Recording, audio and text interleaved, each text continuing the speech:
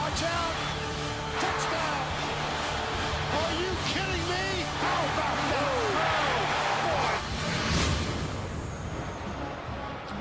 Neyland Stadium, Knoxville, Tennessee, right on the banks of the Tennessee River. Renovated this year, 700,000 new red bricks, a fresh coat of paint, but it still holds 102,000 fans. This place is filled for Florida and Tennessee.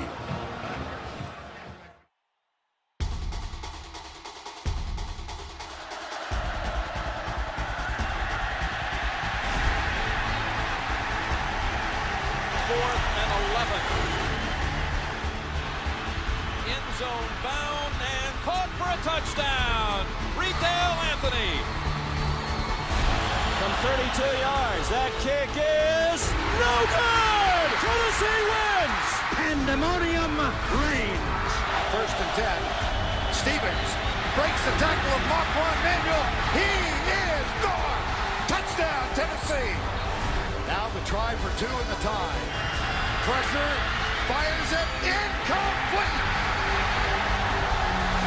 For the win. It's got enough distance. He nailed it. Talk about redemption. There's the snap. Tebow. Now jump pass over the middle. Wide open in the end zone. Touchdown. Oh, my. Third time he's done it. Third time he's gotten a touchdown.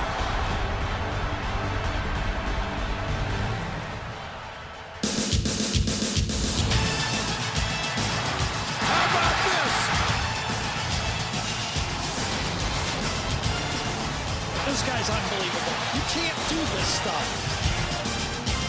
Oh my gosh! Now fire up the crowd for the win.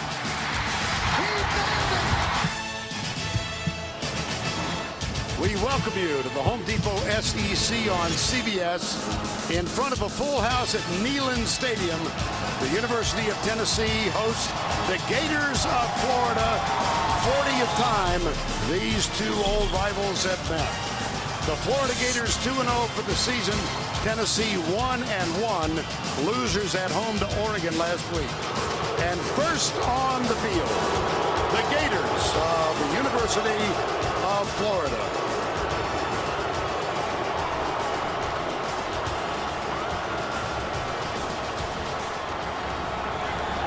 Urban Meyer in his 6th season as the head coach. And one of the great traditions in college ball, the opening of the tee at Tennessee and the entrance of the Volunteers.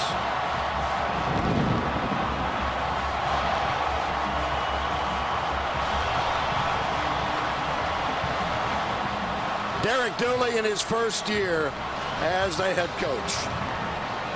Good afternoon, everybody. Vern Lundquist along with Gary Danielson and Tracy Wolfson. We welcome you back to another year of the SEC on CBS. For a decade on either side of the millennium, this one was one of the most fiercely fought rivalries in all of college ball. They each won a national title in the late 90s.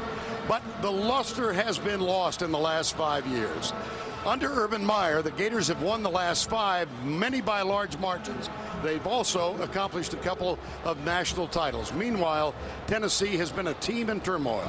After 32 years with 2 head coaches, they've had 3 head coaches in the last 15 months. Let's focus first on Florida and ask Gary Danielson. Now, all they've got to do is replace the iconic quarterback, Tim Tebow, who may have been the most popular quarterback ever. Yeah, it's going to be a tough one. John Brantley is supremely talented, but he's got a tough job.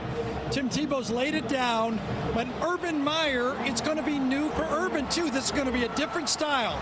John is a drop-back passer, but this new style for Brantley's got a little help, I think, because Jeff Demps, is coming on strong, both in the return game, in the passing game, where John can dump the ball off to Jeff Demps. And last week against South Florida, Jeff showed that he can do the running game. And you know what's going to happen out of that? Brantley's going to hand the ball to him a few times, and then the play-action pass is going to come right behind it. Well, we have gone from Philip Fulmer to Lane Kiffin to Derek Dooley in a short time. And the first-year head coach is with Tracy Wolfson. Coach, Coach, after the Oregon loss last week, you said your team stopped competing during that game. Nick Revesz said they quit. How did you address that going into this game? We just got to learn to play through bad things that happen in a game. It's going to happen every week, and as long as you know that and keep playing, you can work through it. Today, an important SEC East matchup with Florida. What will be the key for your team to come away with a victory? I think it starts with we can't hope good things happen. We have to go out there and commit to a play and expect it to happen. If we do that, we'll have a heck of a game. Thanks a lot. Good luck today. Derek Dooley just a moment ago. We spent an hour with him yesterday. Gary, he understands the task at hand. Yeah, he grew up in the Southeastern Conference watching his dad coach at Georgia, and then he got his tutelage under Nick Saban. He's going to build this program in that image, but he's going to have to start a little slow. He does not have the talent to match up with Florida.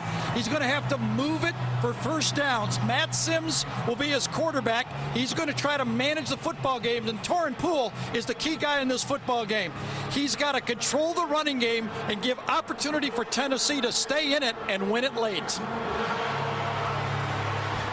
Weather 84 degrees, the humidity 58%, forecast for clear skies throughout the afternoon. 40th all-time meeting. Florida leads 20-19. They have won the last 5, and they've won 4 of the last 5 in Knoxville. Gators won the toss. They deferred. That means Tennessee will get the ball.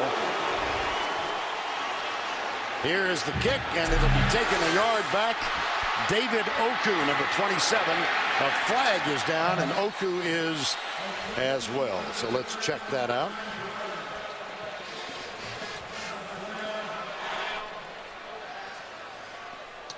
Oku, a sophomore who is averaging just over 18 yards per kickoff return. Hubert Owens is our referee today in the SEC. During the return, holding, number 60 on the receiving team.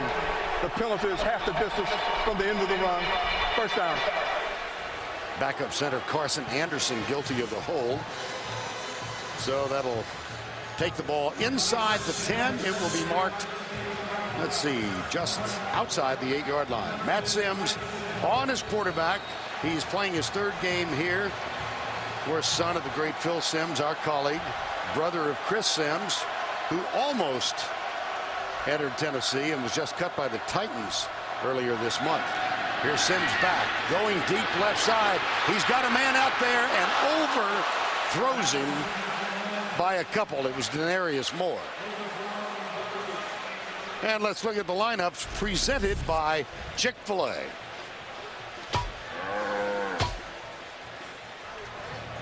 Offensively, very young squad. Gerard Shaw is the only man with multiple starts. You've got Darren Gooch, who is in the community college. He's the 2nd center, replacing Cody Pope. Moore, Torrin Poole, Kevin Cooper in the backfield. Luke Stocker and Zach Rogers is the wideout, replacing Gerald Jones, who's out for a couple of weeks with a broken hand. Poole tries to reverse himself and goes to the left. Let's check this Florida defense.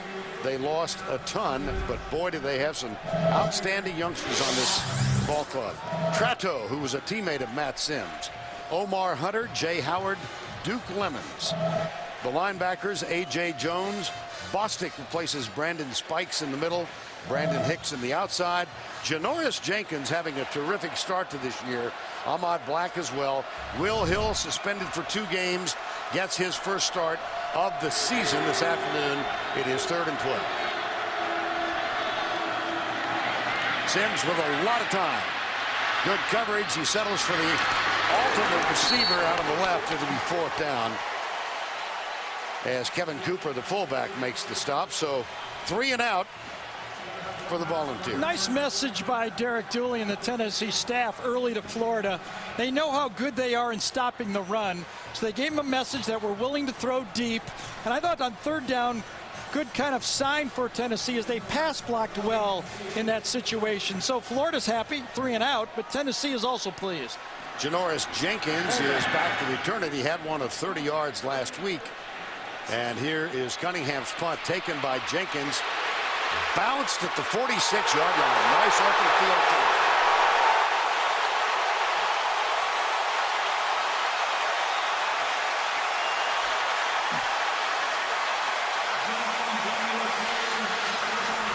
Chris Walker doing a little dance may have done the damage. It was Jansen Jackson and Walker who got there. I think Chris Walker was the guy who made the play, that's for sure. That punt coverage, and remember what Brandon James has done in the past years, that's a nice guy for Tennessee not to look at. Brantley takes over with Florida at the 46. Demps squirts through quick 9. John Brantley had not started a game. He had played in 17 up until this year. Got his first start in the opener against Miami of Ohio. Patience for Brantley. Sat behind Tim Tebow for 3 years. He has only thrown 1 interception in his 3 years. He's thrown for 117 consecutive passes without a pick. The only pick came against Vanderbilt in 08. Demps deep back in the eye, goes right this time. And that is a first down at the Tennessee 41. Florida offense, they're getting the front line healthy now. And here is how they line up. This is the normal lineup. Xavier Nixon, Johnson, Mike Pouncey, Maurice Hurt, and Marcus Gilbert at right tackle. Deontay Thompson, Reed Demps, Omarius Hines in the slot, and Carl Moore as a wideout. 5 receivers. From the gun, Demps alongside Brantley. Knocked down at the line of scrimmage. Montori Hughes, number 93. If you're going to throw the ball short, your offensive linemen have to help the quarterback and cut people. Because those defensive linemen now 6'3", Montorio goes about that far. Pretty good vertical jump for a guy that's over 300 pounds.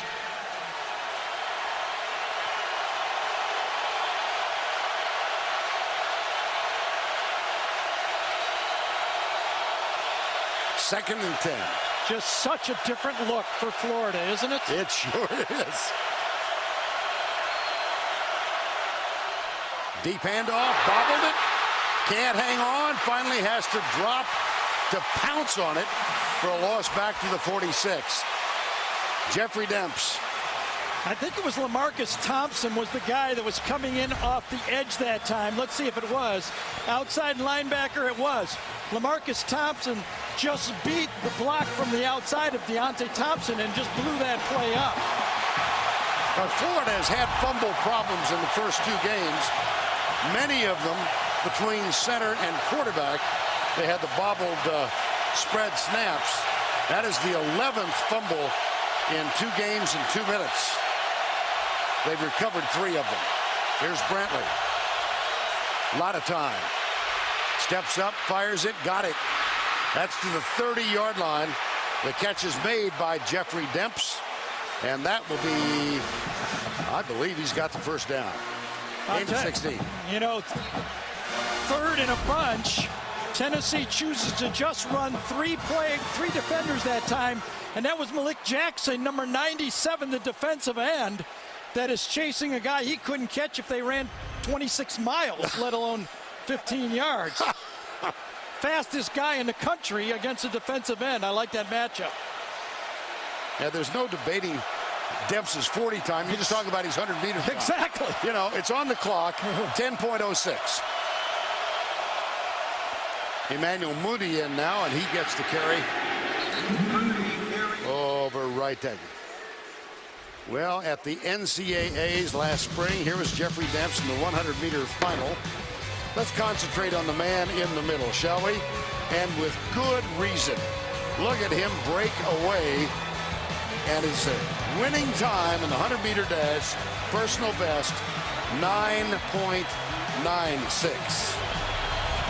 But he's a football player running track, not the other way around. Moody remains on the field. 4 wide, 3 to the left, 1 to the right. Sweep, Moody. Got a blocker in front. A flag is down, and so is Moody. If the play stands, he's got a first down.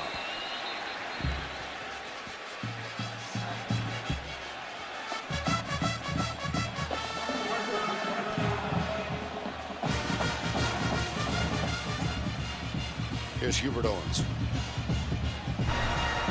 Illegal formation on the offense. 5 players in the backfield. That penalty is 5 yards from the previous spot. Second down. Well, that wipes out a first down. It gives us a chance to introduce you to the Tennessee defense. Jackson, Thomas, Montori, Hughes, and Chris Walker, the front four. New defensive coordinator Justin Wilcox this year. Nick Gervais, the veteran, in the middle. Herman Lathers, Art Evans, Prentice Wagner, Jansen Jackson, and Marsalis Teague, who was a wide receiver last year. There's Wilcox. Came here from Boise State, defensive coordinator, first year. Omarius Hines starts in motion. Oh boy, they have that jammed up from the beginning. Marsalis Teague, number 10. First one there, that's a loss of 2. Very nice coaching job by Wilcox there. Florida goes unbalanced line. There's no one to cover over here, so Teague just crashes. Unbalanced, I'm coming. That's an offensive tackle, so he just hits it from behind. That's good coaching. When you got an unbalanced line, no one to cover, go. Go for the quarterback. 3rd and 13 out of the spread. 5 receivers again, 3 to the right. Now the look back for the play call. John Brantley, first year as a starter. Oh, man. Here we go again. Oh, man. Here we go again. Pouncey and Brantley misconnected on 3 snaps in the opener against Miami. They didn't have a problem last week. Mike Pouncey said, we've got it fixed. Yeah, you always have it fixed till it starts raining again. And what you mean in football is the game starts, that's like it's raining. It's easy to do it in practice, but under a pass rush situation, Pouncey just reverted. He's used to playing guard, and it did not work. His brother Marquise was a starting center last year, now starting for the Pittsburgh Steelers. Look at that. Oh, my gracious. 47-yard punt from Henry. Nothing on the return. Cody Riggs was the man down there. Mike Pouncey. Ouch. NCAA corporate partner presents great SEC rivalries. It's all about tailgate. End zone bound and caught for a touchdown. He is gone. I love these rivalries. Two balls. Go get it! Talk about redemption. Wish I was on good old Rocky Top down in the Tennessee hills. Just the whole tune of it just make me sick. Like I just think about that stadium with that ugly horn. Oh, goodness. Made me snort. I think we counted a couple of years ago over 3 games here, and the average number of times Rocky Top gets played, 38. So it's not too difficult to remember the word. He gets sick, you better take his Dramamine because he's going to hear it a few times. Yeah, that's right. This is a big first down coming out here. They need a first down, Tennessee, and may have jumped off. Not a huge penalty to jump off down near your own goal line. Now, Gary, they started their first drive of this ball game at the 9, and this one at the 1. Number 75 on the offense. That penalty is half the distance to the goal. First down.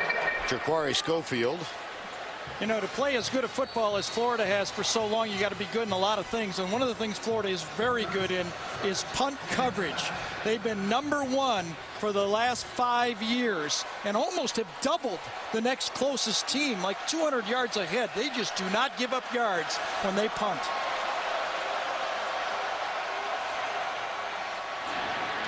Oh, that's close.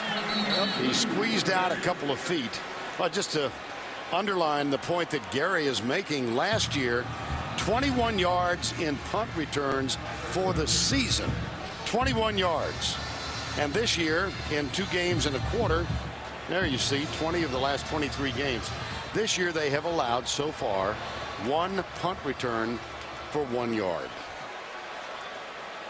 And when you have the great athletes that they have, and you can tilt field position in your direction. That's why it's just tough to beat you. It's going to be tough to drive the length of the field on Florida. Second down, officially 10. Timeout called, Tennessee. That one might have been called by Derek Dooley. At any rate, Volunteers get the charge timeout. 7:21 to go, first quarter. Yes, a doubleheader tomorrow. Lead game early, Miami, Minnesota. I think Greg and Dan will be there. Pittsburgh, Tennessee, I know. That's Kevin Harlan and Solomon Wilcots. It all begins with the NFL today, 12 noon Eastern time. Tomorrow, JB and the quartet, the NFL, on CBS. Second and long, no score in the game as we get back to play. Pressure in the middle, contact. Right. Now that's a bigger penalty.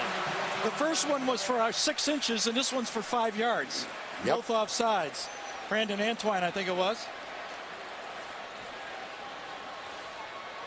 Offsides. Number 47 on the defense. That penalty is 5 yards from the previous spot. Second down. Brandon Antoine, who's had a much disrupted career at Florida because of injuries, and he's back there now. How about this, Vern, for Matt Sims? 5th play of the game, all inside their own 10. Ha. It doesn't induce an overt sense of confidence, no. I would think. And this will be another play inside the 10. Ahmad Black off to a great start.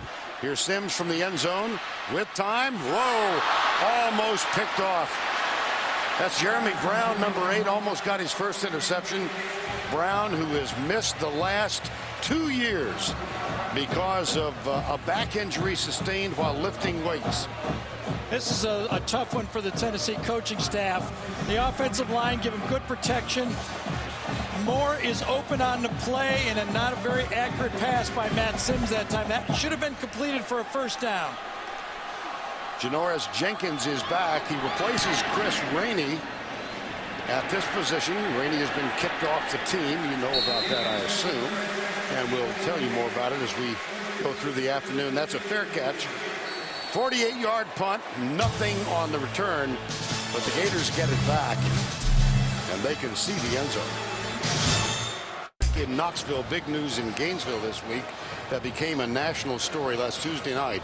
Starting slot receiver Chris Rainey arrested on a charge of felony stalking. He is alleged to have sent a threatening text to a woman with whom he had an on and off again relationship over the past 3 years. Urban Meyer responded by saying they wouldn't hesitate to boot Chris Rainey off the squad. They did.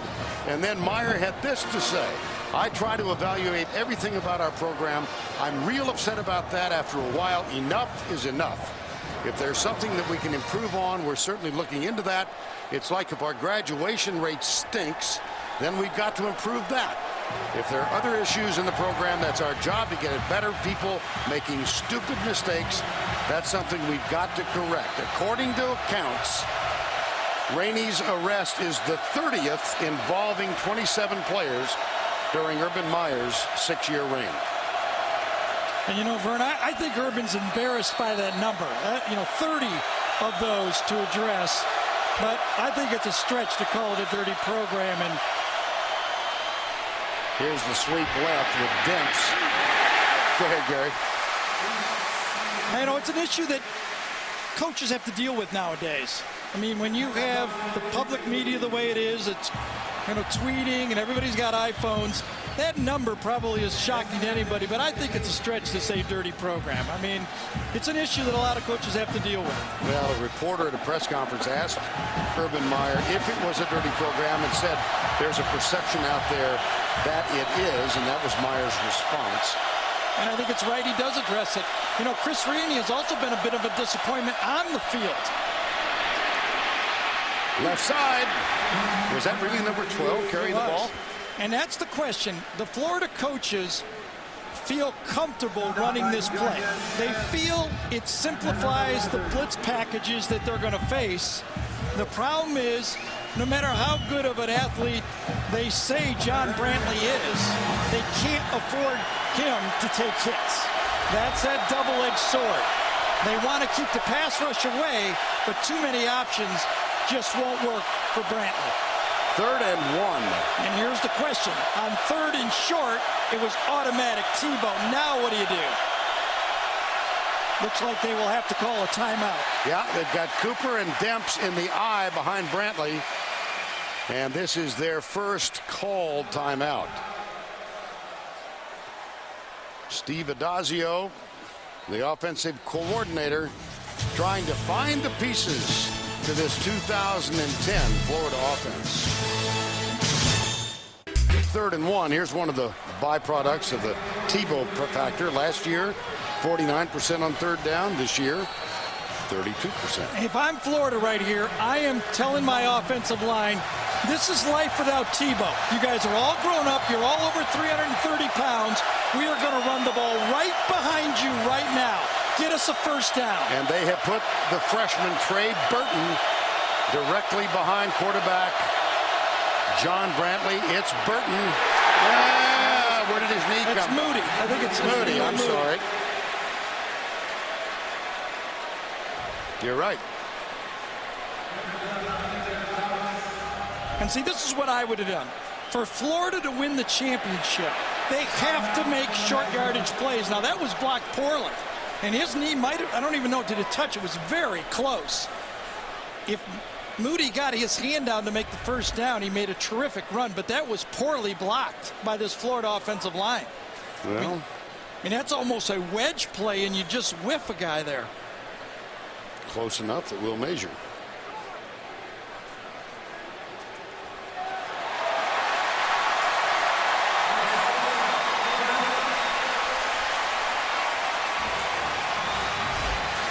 Keep an eye on it. Victor Thomas is in there making the play. Moody. Boy, I tell you. Now every play is reviewed. It's 4th and inches. Remember, it was almost automatic that you were going to run Tebow on 3rd, and most defensive coordinators, right, Vern, were almost conceding it. Yes. Well, it'll be 4th down. Florida has gone for it 7 times already this year. On 4th, they are 5 of 7. It's Gillislee. And boy, he didn't get a very positive spot. He didn't get much, did he? I'm guessing they got to bring the chain back out. I don't think he did. Yeah.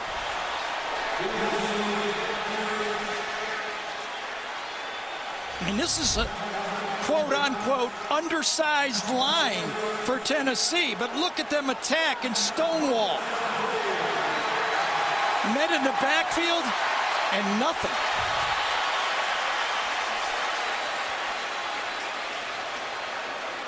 Chris Walker just stoned that play. Yes, he did. And so the stretch of the chain again.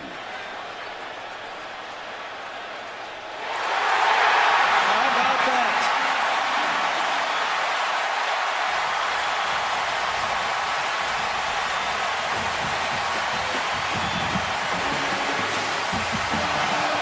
You just can't do it any better than Chris Walker. Watch 84. He reversed shoulders, meaning his outside shoulder comes inside and takes on the block and just stones it. Stuffed him twice within a yard. Mark the moment. It came with 4:25 to go in the first quarter of play. It's an ominous sign for Florida's offensive line. Steve Adazio will be upset with that. Draw play. This is David Oku, the backup tailback, number 27, getting a carry. He'll shift in and out with Torrin Poole. And that was Duke Lemons, the senior out of Westlake Village, California. And you know, Vern, Tennessee played, and I was very impressed with their first half against Oregon. I mean, I watched that game, I said, wow, they are playing with their hair on fire. Bad things happened, and that's when it fell apart. So far, it's all good things happening for Tennessee. 3 wide to the left. Here's Sims at the hash mark. He's got it complete at the 50-yard line. And that was Luke Stucker. Well, Matt Sims, of course, calls his dad Big Phil. So do we. Our colleague who will work with Jim Nance tomorrow. He's the youngest of 3 kids. His sister Deidre is here. Chris Sims, the older by 8 years over Matt, almost came here to Tennessee, changed his mind, went to Texas, had an illustrious career there. And there's much more to tell, which we will do after the play. Oku on 3rd down.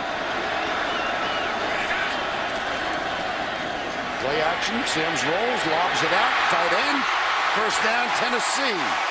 Luke Stocker, number 88.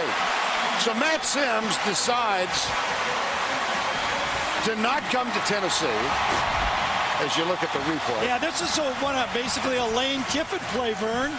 I mean, go in there, run the sneak play, and dump it off. Stocker's important, but, following Matt Sims here is an interesting trail, isn't it? Oh, boy.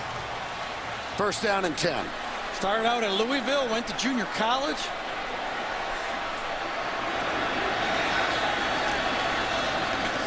Kevin Cooper. Oku with Cooper's block.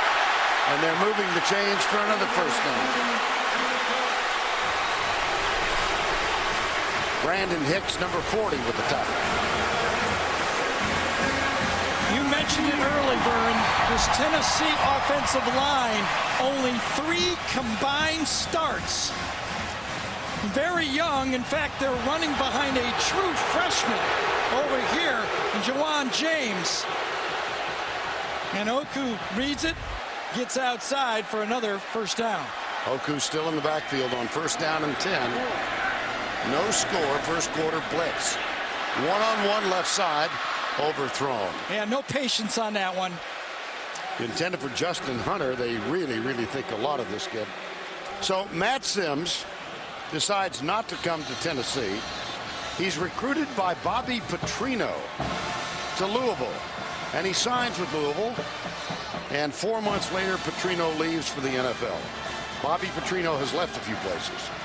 And so Matt Sims, redshirted as a freshman, played 2 games as a sophomore, thought, I need a fresh start.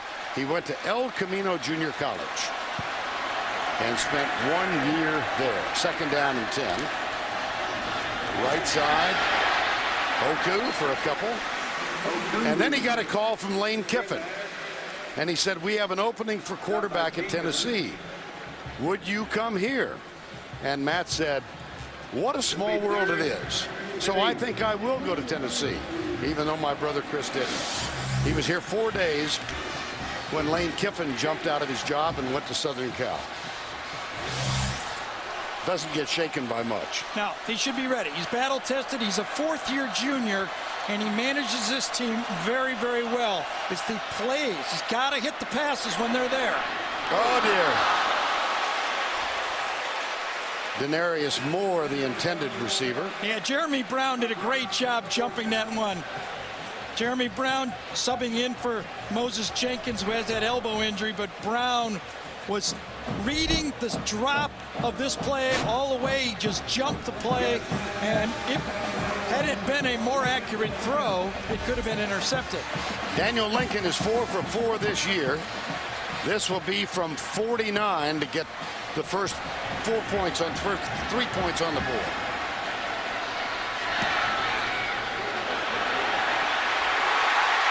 Got it! He had a terrible year a year ago with blocks, low kicks, wound up 10 of 16, did not play in the last 3 games. And that was after he was an All-American as a freshman. And he gets this one to curl in.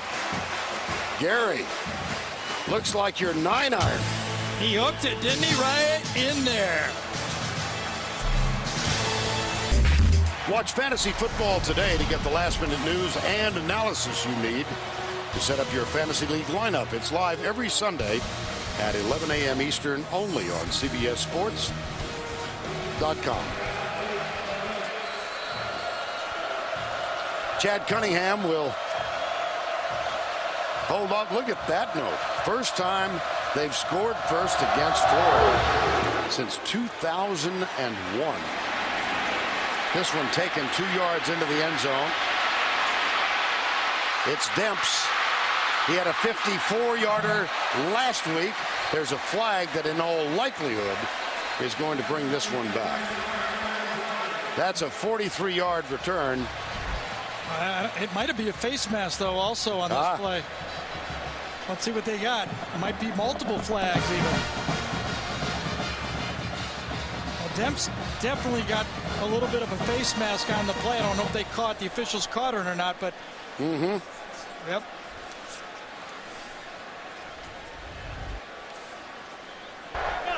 During the return, personal foul, face mask on the kicking team. That penalty is 15 yards added to the end of the run.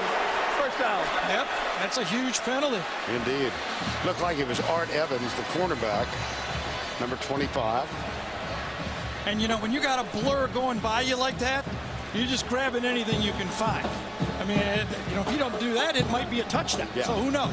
Now, let's talk about Florida a little bit and what they need to do here. I mean, Demps has proven on those sweeps he can get around the corner and make yards.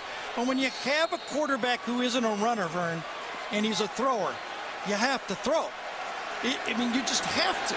Otherwise, you might as well put a different guy in at quarterback. He's going to be a passing quarterback. Florida has to be a passing team. Trey Burton is on the field. He and Demps go wide to the left.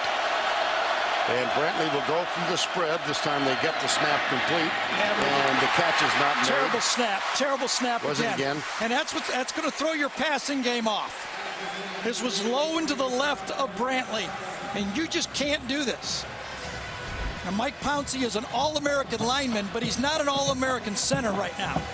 And that's a difference. It has to start off comfortably for a quarterback, because what it makes Brantley do is take his eyes off the field too long. And then when you look up, it's all a blur. Second down. Toss. Good job of pursuit defensively for Tennessee. Jeff Demps tackled for a loss. Let's go to Tim Brando. All right, Tim, 3rd and 11 here. And they'll go from the spread. Has been problematic. 2 bad snaps already. They're not going to get this one off, are they? Low snap. Whoa. Brantley steps up, drills it deep. Got it. It's caught at the 28-yard line. See, you have no choice. I mean, I know Urban is a coach who believes in the running quarterback, but you don't have one. You've got an offensive line that will pass block. You've got receivers that you recruited. They got to be good. I mean, they came to Florida, and Deontay Thompson, the go-to receiver, comes in to square in. It's going to have to look more like a traditional offense than the pass. We have reached the end of the first with our score, Tennessee 3, Gators nada. We'll return to Neyland Stadium after this message and a word from your local station. Here we go.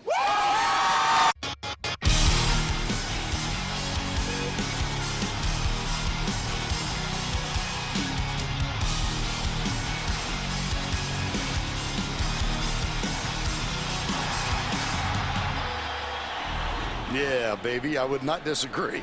Florida, Tennessee, they have been such fierce competitors here in the SEC East. And a good one going right now, 3-0. Vern Lundquist, Gary Danielson, Tracy Wolfson, and the Gators with a first down at the 27-yard line.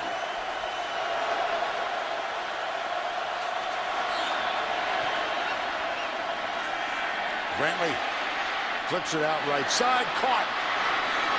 And another first down. How easy, huh? Yeah, take that thing under center. Yeah, forget about a little shotgun, the little swing pass to Jeff Demps, and all that speed is right there. Yeah, but how about this problem that's inducing fear and loathing inside Gator for Florida, I don't know where they go with this, because their 5 best offensive linemen means Pouncey has to play center. Right. That's where they're best. He's just going to have to get better. I think the happiest guy in the field right now is Wilcox, the defensive coordinator for Tennessee. His front 7 is staying in there and stopping the run. It's turned into a passing game. Gators trail by 3. They test the right side. That's Burton, the freshman all-purpose back. We have been told to expect to see him play running back, H-back, quarterback in the Wildcat, wide out. A little bit of all over. Urban Meyer.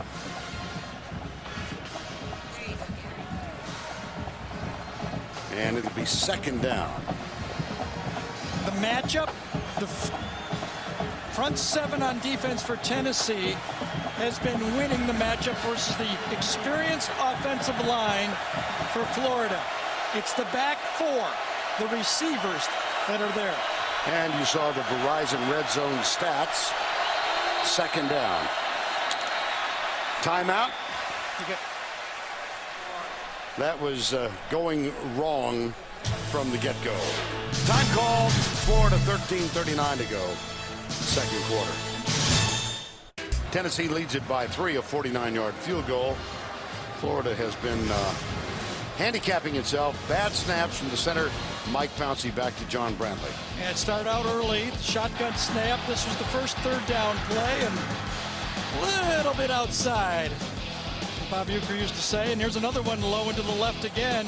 Throws, I think, the play a little bit off kilter, and an incomplete pass on that one. Now, we know Pouncey is a tremendous football player. He's an All-American. But he's at a new position, and it's going to take some time. Played guard his first 3 years. His brother Marquise was the center. His twin brother now playing for Pittsburgh. And it's going to be second down and 8. Moody in the backfield. Omarius Hines moves, leads the way left, pulls up. He's got it from behind, and a good open field pursuit. The tackle made by Nick Revez, number 56. Now these two twins from Lakeland, Florida, part of a great recruiting class out of that state championship team a few years back. You see, when they were playing here, you had to differentiate with the my and the ma. Now it's just plain old Pouncey. That last pass by Brantley was very inaccurate. That's why Revez was able to catch up and make the play. 3rd and 6. A lot of time for Brantley. He's got a man. And inside the goal, it's Robert Clark, the small freshman, 5'8", 175, a true freshman out of Palm Beach Gardens. That's his second catch in as many weeks. Now, if you're wondering why the ball is going back, as soon as the helmet comes off, it's a dead ball. Good protection by the Florida offensive line. Now here's the pass. Watch the helmet pop off. It's dead right there. Even though he calls forward to the 3-yard line, it goes back. High formation. Give it to the second man. He comes right. And that's Mike Gillisley, number 23. They'll use a rotation of 3 running backs. And occasionally the freshman Mac Brown will get in there. Here's an interesting note, I think. In Urban Meyer's tenure at Florida, they have never had a 1,000-yard running back. I don't know, you should call it Tebow, I guess. But 9th play of the drive.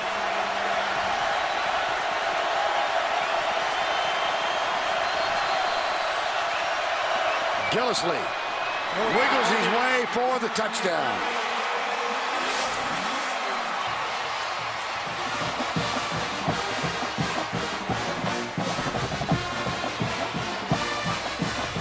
Very nice counter action here. Fullback goes one direction, tailback goes the other.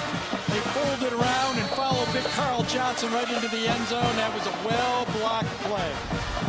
Caleb Sturgis is on to try and make it a 7-3 lead. Chaz Henry will hold. And the extra point try is up and good. 7-3 Florida. CBS Sports coverage of the Home Depot SEC will continue after this word from your local station. Don't miss Big Bang's big move to Thursday. New night, new time, same theory. The Big Bang Theory premieres Thursday. Only CBS. 7-3 Tennessee. Caleb Sturgis bothered by a back. He actually kicked one out of bounds last week in the win over South Florida. And he missed his first 2 field goals of the year. This one not going to be very strong. It's taken at the 10 by David Oku. He didn't get very far. Vern, let's go back and take another look at that touchdown and give some credit to Steve Adazio. Here's another tackle in the game right there. Xavier Nixon is playing tight end, and John Halapio right there is playing guard. Now watch the combination. The guard goes down, and the two tackles just crease it down. So you had three offensive linemen to the right of the center. Good system, good blocking. And now Tennessee trailing by 4.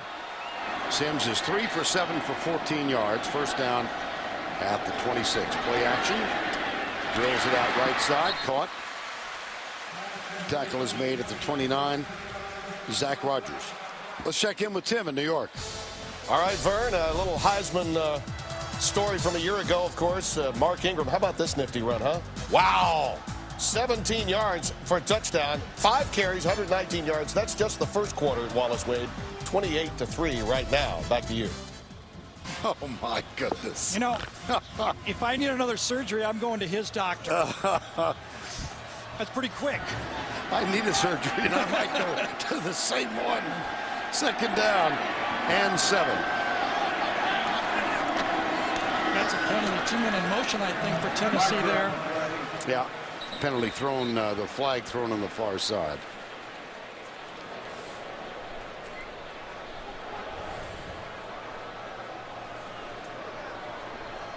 Yeah, illegal shift, it would appear. Yep.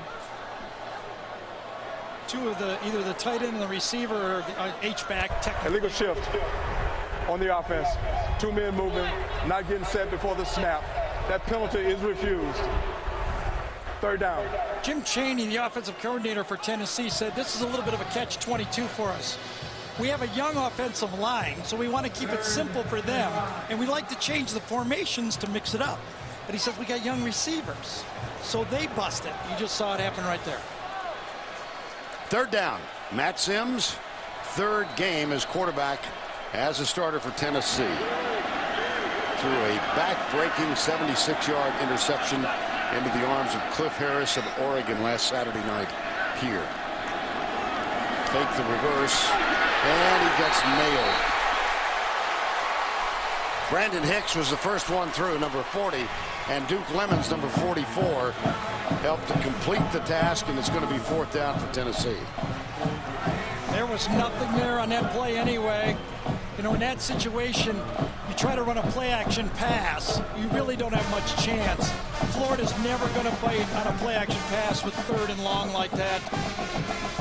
Very tough to pass block in that situation when you're trying to sell the play-action pass on the same play. That brings on Chad Cunningham. Janoris Jenkins is back. Moves up. Oops!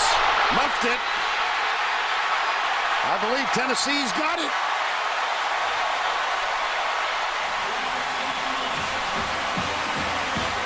Indeed they do. Put that one all on the return man. I don't know who it was, but the gunner for Tennessee was right in the middle of that play. Watch the right side right here. Watch him come across and really bothered the returner on the play. Eric Gordon did a great job of getting down there, and that really threw off the return and caused the turnover. It was Eric Gordon who forced it, and Nick Revez who recovered it. And here's Sims, dances deep right side, man open, caught inside the 10. Zach Rogers, number 83. And a gain of 33. Zach Rogers catches this wonderfully thrown ball right here. Watch him go down the same. But Sims avoids the pass rush and then doesn't panic. Watch this. Comes right in, watch him avoid, and then get reset and make the throw. That is a wonderful job of pocket awareness. Trust the running back, step back in, and make the throw. Zach Rogers starting in place of the injured Gerald Jones. They think they'll have him back by the LSU game. Here's Sims, freelances, caught by the ankles and dragged down from behind. He does get to the 3-yard line. Teron Sanders, number 92, was the man who made the stop. You know, that's tough to teach a quarterback to see a free blitzer come step around, set up your running back, and then refocus downfield. Just a wonderful play by Matt. Under 9 to go, first half, 7-3. Florida leads it. Tennessee is close. Torrin Poole, who had a wonderful game last Saturday night, is the deep man in the eye. He gets the handoff, and he does not get anything. Jay Howard, number 6, first guy there. And Ahmad Black, number 35, was there as well. Well, here comes Justin Hunter in now, number 11. He's their go-to guy on the jump fade ball. A 25-foot long jumper, a world-class long jumper, and they like to go to him on the jump ball down here. And a 7-foot 3-inch high jumper. He is split to the left, bottom of the screen. 3rd and goal. Sims doesn't look his way. Instead, throws it into the end zone. Picked off by Jonathan Bostic. Oh, baby. Look it right into his arms. Look at that. He just said throw the fade. Throw it up. Put it over the top. Bostic is playing the Brandon Spike situation right here. You got the fade to the left side. You got your big guy, but he did not, trying to come to the middle, did not get it over the head of the middle linebacker. So for the second week in a row, a critical interception thrown by Matt Sims.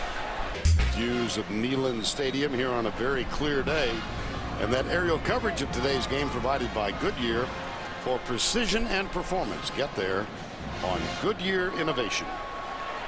Yeah, the life of a quarterback. You know, even though you're a 4th-year junior and you've grown up a bit, you still got to make those reads. You have to look people up. You got to put the right touch. There's a lot to it. Tough game. Out to the 20 after the interception in the end zone, and Jeff Demps gets the carry on first down. Flag is also down on the far side.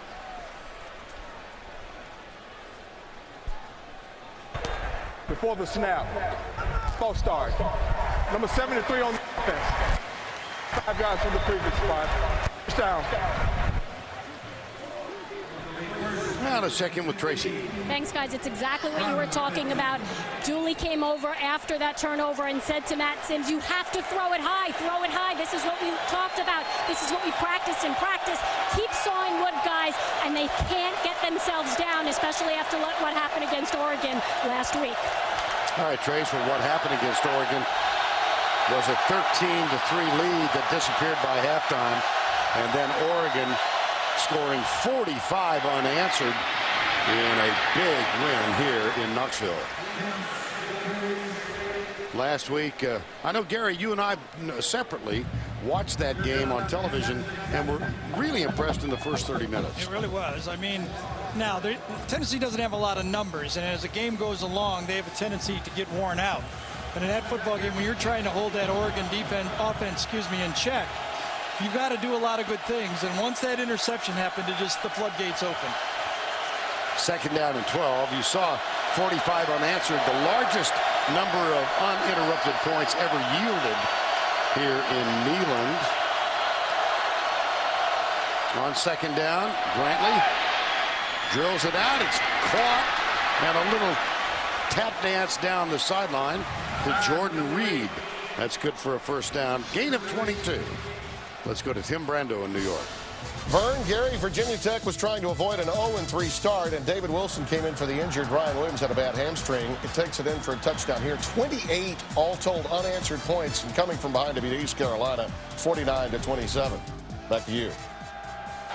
All right, Tim, thank you. First down after the 22-yard game, 7-3, 6:45 to go. First half. Unbalanced line. There's no tackle to the right, just a guard. Whoops. But trying to catch Tennessee a little off balance and run that stretch play to the wide side by not shifting one of their tackles to the other side. So they only have a guard to the right of the center. Offside. Number 52 on the defense.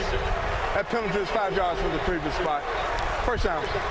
Victor Thomas came offside. So usually you have, there's the center right there, usually you have a guard and a tackle to the right, and then they run the stretch away from it. It's the second time they showed this formation, and they ran the stretch to the 3-tackle side.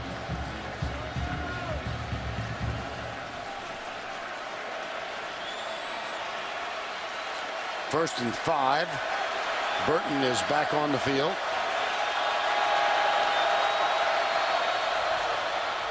Demps gets the handoff out of the Wildcat with Burton back to receive the snap. And the tackle made by Eric Gordon. Well, for the first time this season, for us at least, we have the duck. Half-flag trivia question. This is a pretty good one. Prior to Tennessee, we've mentioned that we had Fulmer, Kiffin, and Dooley in the last 15 months. Prior to Tennessee, which was the last SEC school to start 3 straight seasons with 3 different head coaches. Second and 5. Reed sets up tight to the left on this play. The toss. Oh, great penetration. My goodness, that was Eric Gordon. Eric Gordon is known as the most physical corner on this Tennessee team, and he's showing you why. He does it in practice. He hits his own guys. They even complain about him. Well, they're not complaining about him now, as he beats the pulling block that time by Carl Johnson and just out athletics Florida on that play. That was a nice play from the corner spot. You want to have that over? No. Out athletics? I think we just kind of let it go. Okay, I will, of course. Incomplete. 4th down.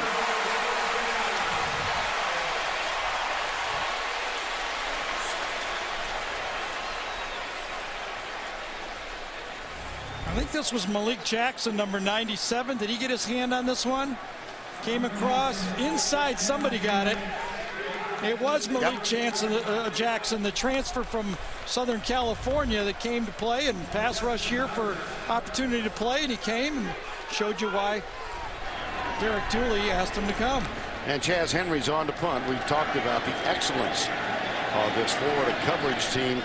Well, Tennessee is 120th in Division I schools with punt returns, and that's an example of why. Right on cue. My interception was just a little one, though. I'm mispronunciating.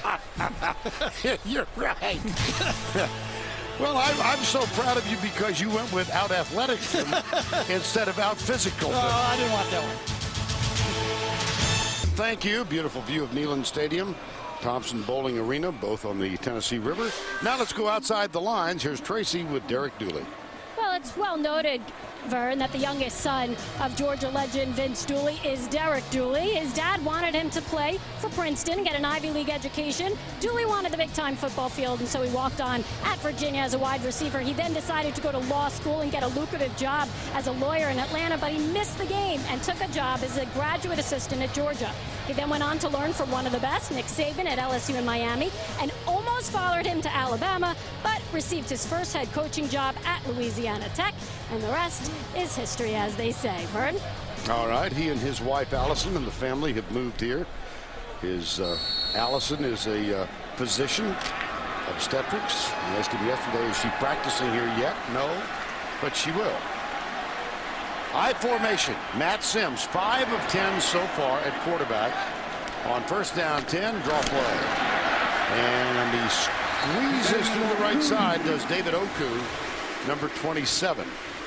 That's a pickup of 7. A.J. Jones, number 16, makes the tackle. Coming in here on the 4-minute mark in the first half.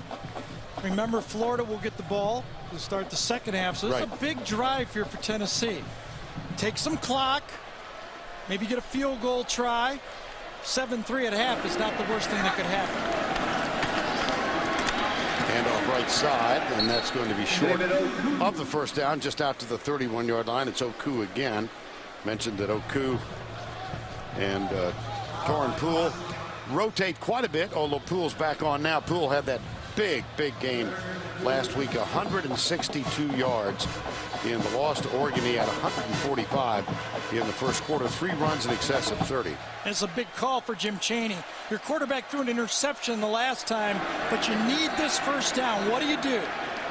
On 3rd and 2, split backs. Sims looks like he wants to throw, lobs it out right. Little one-on-one, got it.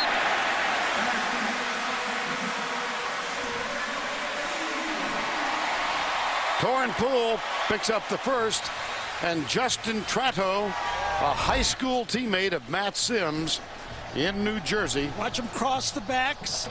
Florida actually does a good job of defending this play, but Poole just kind of careens off him for the first down. It was a big call for Tennessee to keep that clock going and not having to punt the ball back to John Brantley in Florida. First down and 10. That's the 4th first down for the Volunteers here in the first half. Sims with time, nobody open, caught and dropped. One of the outstanding freshman recruits, Ronald Powell, true freshman, right out of high school from Moreno Valley, California, number 7, gets the stop. Well, we mentioned that Tratto and Sims were high school classmates. Don Bosco Prep in New Jersey. They were next door neighbors, the Sims and the Trattos. Here's the team picture. 12-0, won one of the New Jersey State Championships. Tratto and Sims, and Justin Tratto, Matt told us yesterday, played both offense and defense. He was his left tackle on offense. Torrin Poole. Well, Matt Sims said, what did he say about it? He said, no, he's very kind. Exactly. Well, he's an effort player, and so Tratto's going from protecting Sims in high school to trying to get him right now. Right. Again, now, this is, as you're calling plays, if you're Dooley and Jim Chaney, the offensive coordinator, you say, you know, I can't afford a turnover. Should I give him a little screen pass? If I'm going to do it, am I going to throw the ball way downfield? 3rd and 13.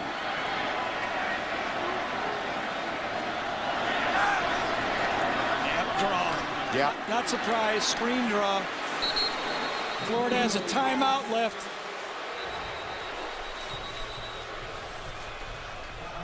That was Torrin Poole on the draw play. And time has been called. Yep, they used it. I think that's smart. The offensive time management is better than defensive time management. 88 seconds to go before the break. Dooley's team trails by 4. See? And time for the Aflac trivia question answer. Prior to Tennessee, which was the last SEC school to start 3 straight seasons with 3 different head coaches. Ole Miss, 93 to 95. You got the 3? I bet you don't. There we go. Billy Brewer in 93. Joe Lee Dunn in 94. Tommy Tuberville in 95. Did you know that? No, they did not know that. I didn't either. Not even close. It's a dangerous play for Tennessee here, Vern, but yep. I bet they're happy they're not kicking it to Brandon James. Because as much as Tim Tebow was tough to stop, Brandon James was just as tough for Tennessee. They have to cover this punt. Janoris Jenkins muffed the last one. There's a little pressure. Well, we're going to get out of it very nicely. Come on. Yeah. That will roll to a stop at the 19-yard line. So the Gators will get it back with 1:15 to go.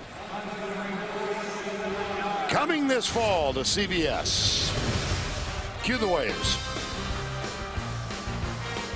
Cue the music. Cue the action. Get ready to catch the wave. Hawaii 5-0 premieres Monday, only on CBS. Florida is out of timeouts. They've got the ball, but they're 81 yards away.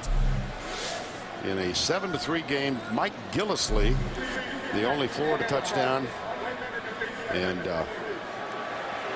Daniel Lincoln, a 49-yard Tennessee field goal. That's what we've had. And they reset the clock now at 1:15. Well, the Gators have won the last 5 in this series. Watch for Florida to start out conservatively, see if they can get some field position, and then try to go from there. Without timeouts. Very conservative. Yes, very. Oh, but look.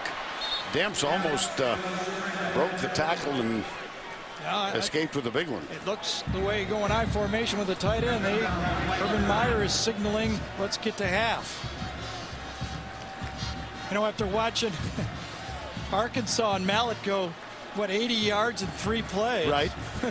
They only need to get it down there for a field goal.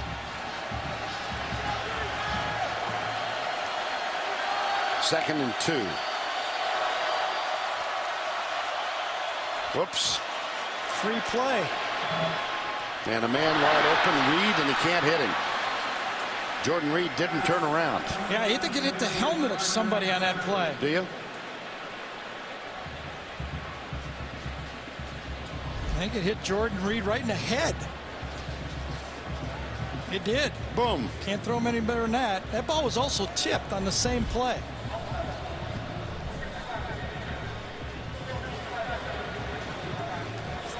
Jacques Smith was the guy who was offside.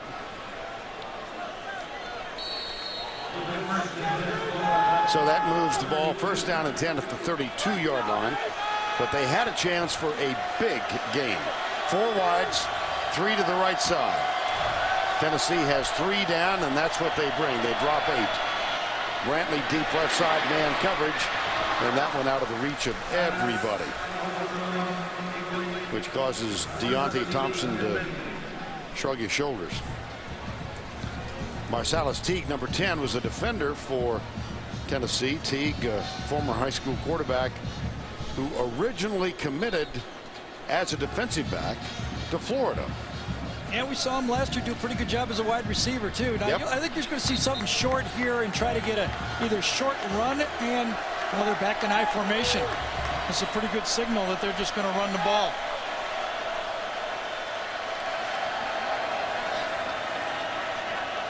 Brantley, modest numbers first half, 6 of 10 for 75 yards.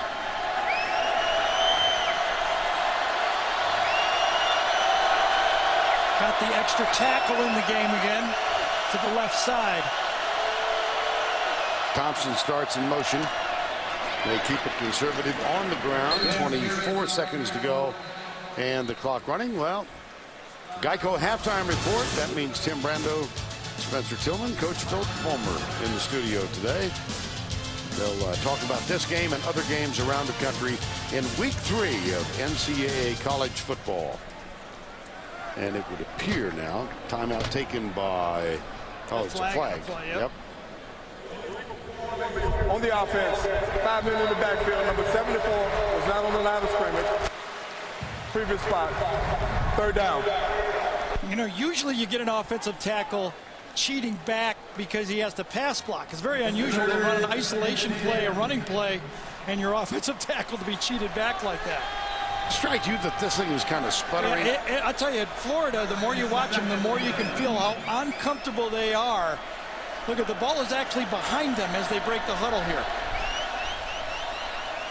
This is all new for the Florida coaching staff and the players. I mean, you know, Urban Meyer did not have this offense at Bowling Green. He didn't have this offense at Utah, and he hasn't run this offense for a long time, maybe the first year under Chris Lee. But since then, it's been the shotgun option offense. Hand off left, it's Demps. And I think that'll be the last play of the first half. It will. 7-3 Florida. The difference, that short touchdown run by Mike Gillislee. The Gators fell behind 3-0 on a 49-yard field goal, but yielded the touchdown And let's go down to Tracy, who's with Coach Derek Dooley. Thanks, Vern. Coach, you've been able to hold Florida just 17 rushing yards. What have you done defensively to cause them so many problems? Well, we're playing hard. We're adjusting to their formations. They're giving us a lot of looks, but we're playing hard, and that's the biggest thing, and we need to do it the second half. And how about on offense, though? How do you get in the end zone and put some more points on the board? What adjustments does Matt Sims need to make? Well, the first thing we got to do is make good decisions. We made a terrible decision right down there on the goal line, and we executed it all week in practice and made a bad decision, and we're holding the ball, giving up sacks. So we got to make good decisions, and we're going to help them a little bit. Thanks a lot. Good luck in the second half. Vern, back to you. All right, 7-3, Florida leads. We'll leave Knoxville and head back to our New York studios. Here's Tim Brando.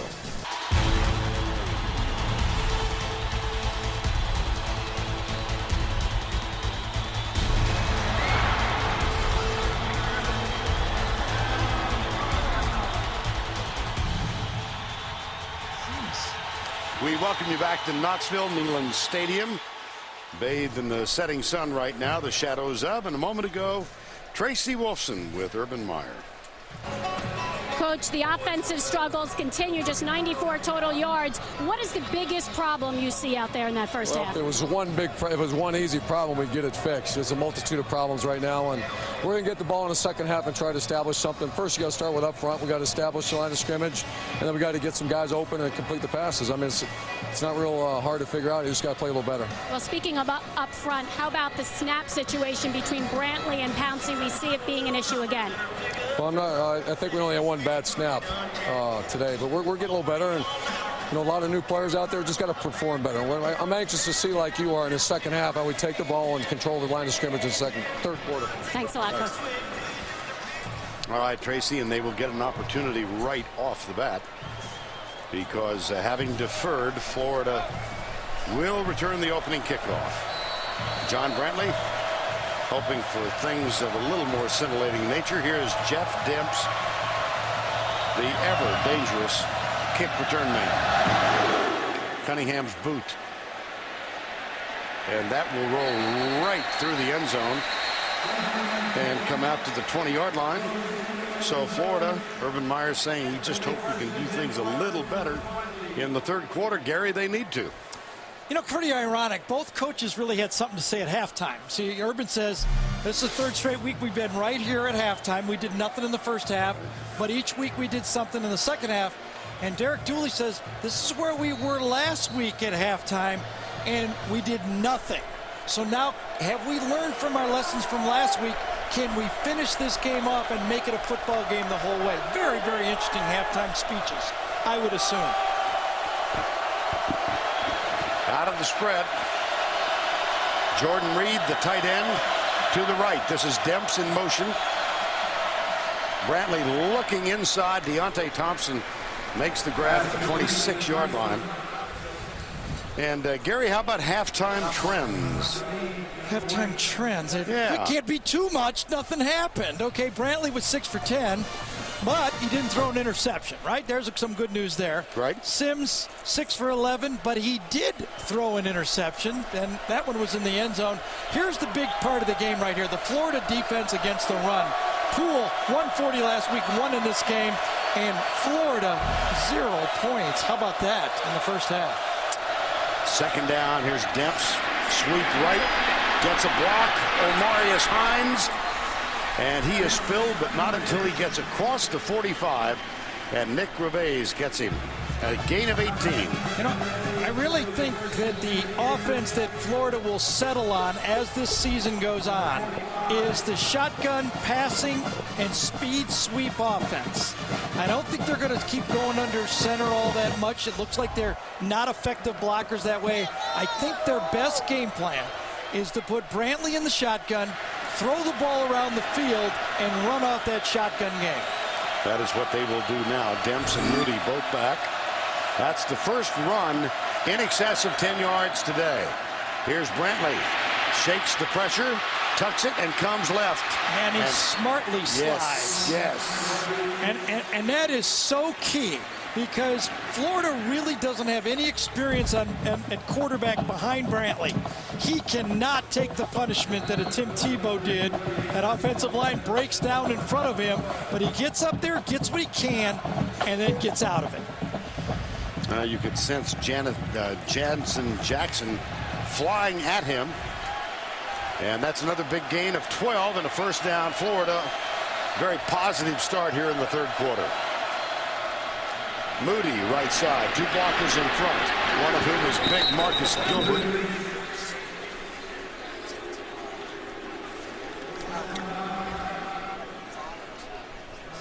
Mike Pouncey was also out there leading the way. Vern, watch, you don't always have to be a speed back to get outside. Watch Moody very subtly dip inside to set up his blockers and help him. Watch, he goes out and then he dips to kind of set him up, and then he gets back outside again. That really helping that offensive line and made Pouncey a fit to the outside. Second down 5.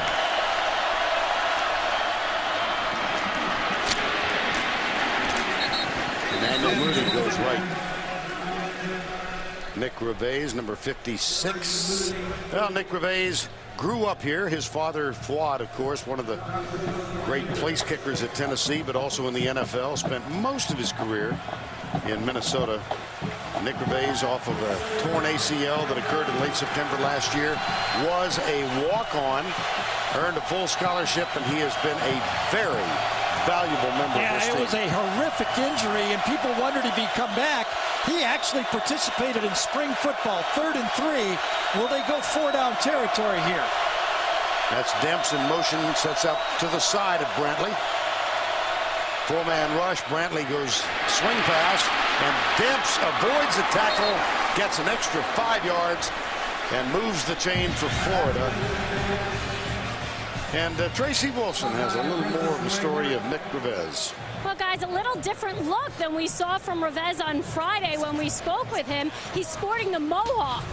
Looking pretty good out here, along with a bunch of his other defensive teammates, and they're all sporting the mohawk. Also, his brother, Shane Reveiz, is doing it as well. There's no story behind it. They just like the look, and it's probably a lot cooler, especially when it's so hot down here in the early games, guys. I'll be more impressed if his dad has one. Oh, wow. Threw it too hard.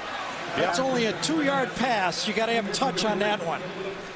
You know, nobody can react very quickly. And now John did a nice job moving up into the pocket, keeping his eyes downfield. Moves up, then just too hard. Can't throw it that fast. Okay, just dump it to him. You know what I like is when you're having a problem with something with the quarterback center shotgun snap, just keep doing it. You just force the guys, like throwing your kids in the pool. You got to swim. And that's what they need to bounce it.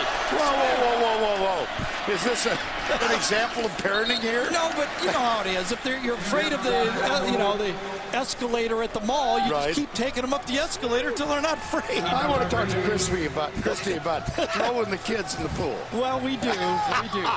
Yeah, but the grandkids, and they can float. Exactly. We do put wings on them. I forgot to put that in there, too. Okay. 3rd and 7.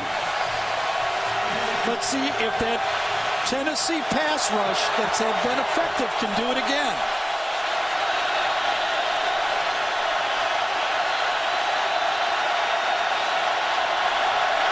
They've been putting pressure on with Ford.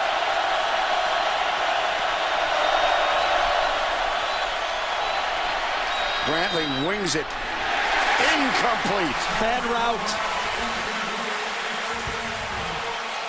Trey Burton. Carl Moore. Yep, Carl Moore. 2 receivers in the same spot on this one, okay? That is probably not a bad design, but bad execution by the receivers. Look at 1 receiver, 2 receiver on the same play. Can't have that. You need spacing. Caleb Sturgis missed his first 2 this year. Hit from 22. And this is from 44. Looks good. And it's perfect.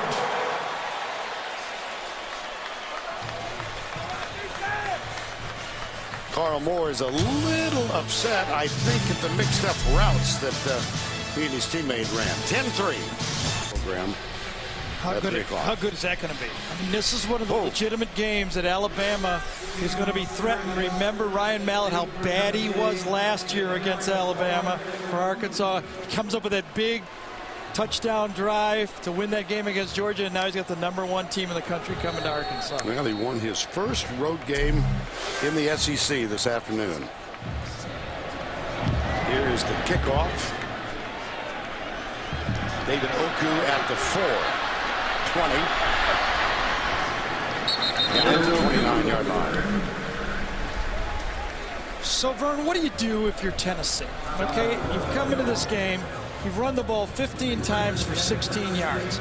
You really believe as a staff that Matt Sims isn't ready yet. I mean, he hasn't played 3 games, okay, in high-level competition, and he needs a running game to help him. So how do you dial up enough to make your quarterback effective early in his career? That's the challenge for Tennessee.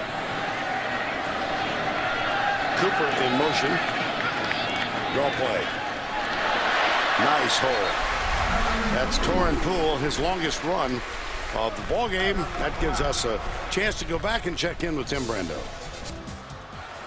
All right, Tim, thank you. It's 10-3 here, Florida leading in hopes of garnering its 6th consecutive victory. Or earning, as opposed to garnering.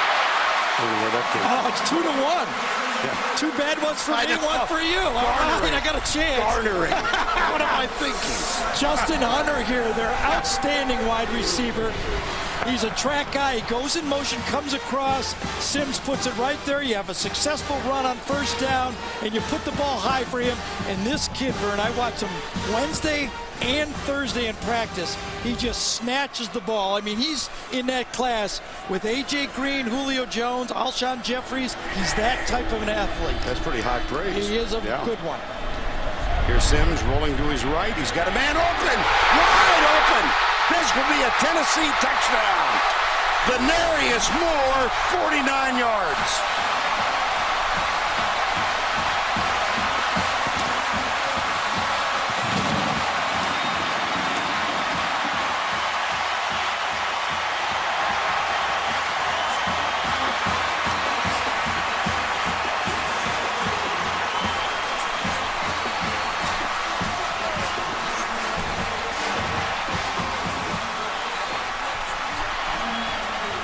Now for the tie.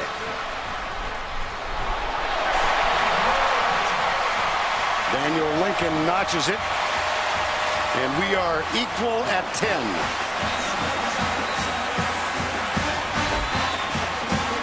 Here's the 2 receivers to watch. Watch the pretty pattern here designed by the Tennessee staff. Sims rolls out, and then off the option, he freezes the corner right here with the rollout to the outside, takes the other safety away, and look at the design and watch the perfect throw off the run. You can't do it any better than that. Great execution, great design, and a wonderful throw from Matt Sims. It was like handing off the baton on that one. That looked a little like Arkansas over Georgia. 3 plays, 71 yards, touchdown, extra point. We're tied. By that electrifying 49-yard pass. Matt Sims to Denarius Moore. Tied at 10. Started off with a successful run and then back-to-back passes. Cunningham will kick off. He's got Demps and Gillisley deep. And this will be Jeff Demps. Coming left, he's got a little bit of a seam. Knocked out of bounds at the 35-yard line. Eric Gordon makes the tackle. Aerial coverage of today's game is provided by Goodyear for precision and performance. Get there on Goodyear Innovation. Matt Sims, first-year starting quarterback, University of Tennessee. Longest pass of his career. He told us yesterday, what advice did your dad give you? He said, my dad said to me, I don't want you to be a cruise line director. I want you to be a battleship commander. You got it. You can't be a cruise line director in the SEC, I'll tell you that. Brantley under pressure. That should go as a sack. I believe he lost a yard.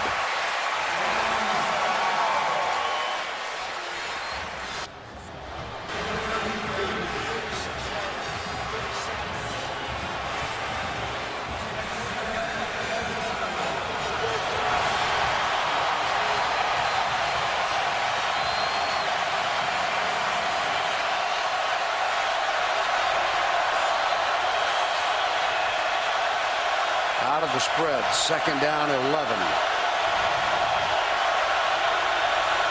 Here's Demps in motion. They use a little cutback play, and Demps can't avoid contact. He picked up 4, maybe 5. Now let's go back and spend another moment with Tim. They're bigger, huh? They're too good. Brantley hit from behind, has it sail on him. It'll be 4th down. I'll tell you, Chris Walker has been a man in this football game. Coming off the edge, there's his coach, Chuck Smith, the former Tennessee great. I was at practice Wednesday. He made me nervous watching him coach. He coached under Rex Ryan in Baltimore. Right. He's tough. He learned a lot more than coaching techniques. Fake punt. Fake punt. Fake punt. Omarius Hines, and that's a 1st down, Florida. It is the 8th time Urban Meyer at Florida has gone for a fake punt. In each of the 8 circumstances, he's gotten a 1st down. On the right-hand side, Hines. The last time he went for a fake punt was 2008 against Arkansas. The famous one, remember, in the SEC championship, when he was really struggling against Arkansas and pulled that fake punt out in his own end zone. But you could sense Urban is a big believer in momentum, and you could tell that he was trying to manufacture a play, and he wanted to do one on his special teams. Omarius Hines picks up 36. Florida's calling timeout. They must not have the right group in there.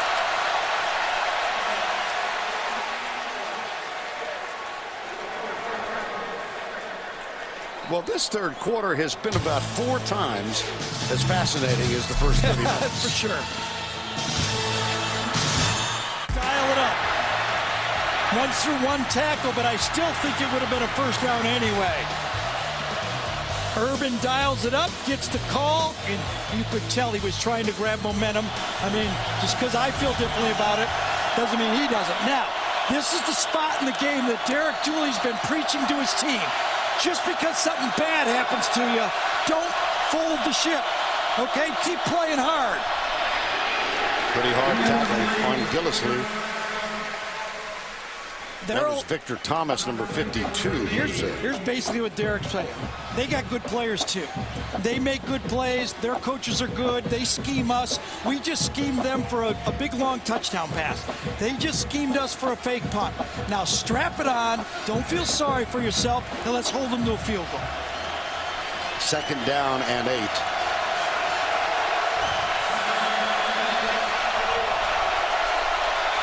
Brantley has Demps to his side. Now almost a full house backfield. Brantley back, steps up, deep right side, and overthrows Jordan Reed, the freshman from New London, Connecticut. Had him open. Needs a little loft on the ball. He could have looped it towards the pylon right in the corner of the end zone. That takes, you know, the veteran guy does that. When you've been playing 8, 10, 12, 15 games, when you're young, you like to throw it right at the guy. Bradley has missed his last 4 passes. 3rd and 8. Let's see if that Tennessee pass rush and Walker can do it again. There he is. Blitz. Brantley down the middle. Got him! At the 10. Carl Moore with the catch. He's got a big-time arm. A big-time arm. Now here's the square ring route. If you're going to have a drop-back passer, you have to be able to throw this pass. It's 1-on-1. Coming into the middle. Everybody's got a guy. You just pour it in there. Nice job by Carl Moore going up and catching that and protecting it with his body that time. Eric Gordon made the tackle, but not before the Gators got a first down and goal just inside the 10. Demps driven down after a gain of 1. Herman Lathers, number 34, made the stop on this one. It's a long way to run the ball into the end zone if you're Florida. They do not have a tight end in the game. They have Xavier Nixon playing the other tight end spot. They actually brought in an extra offensive lineman. 9th play of the drive. Burton is in. And the Verizon Red Zone shows you that they have 1 touchdown on their only previous trip inside the 20-yard line. High formation. Option. The pitch.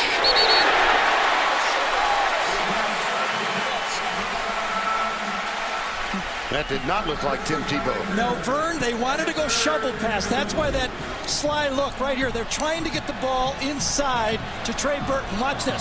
It's defended right there. Look at it defended. He has nowhere to go, and then you got a guy there and nowhere to pitch it.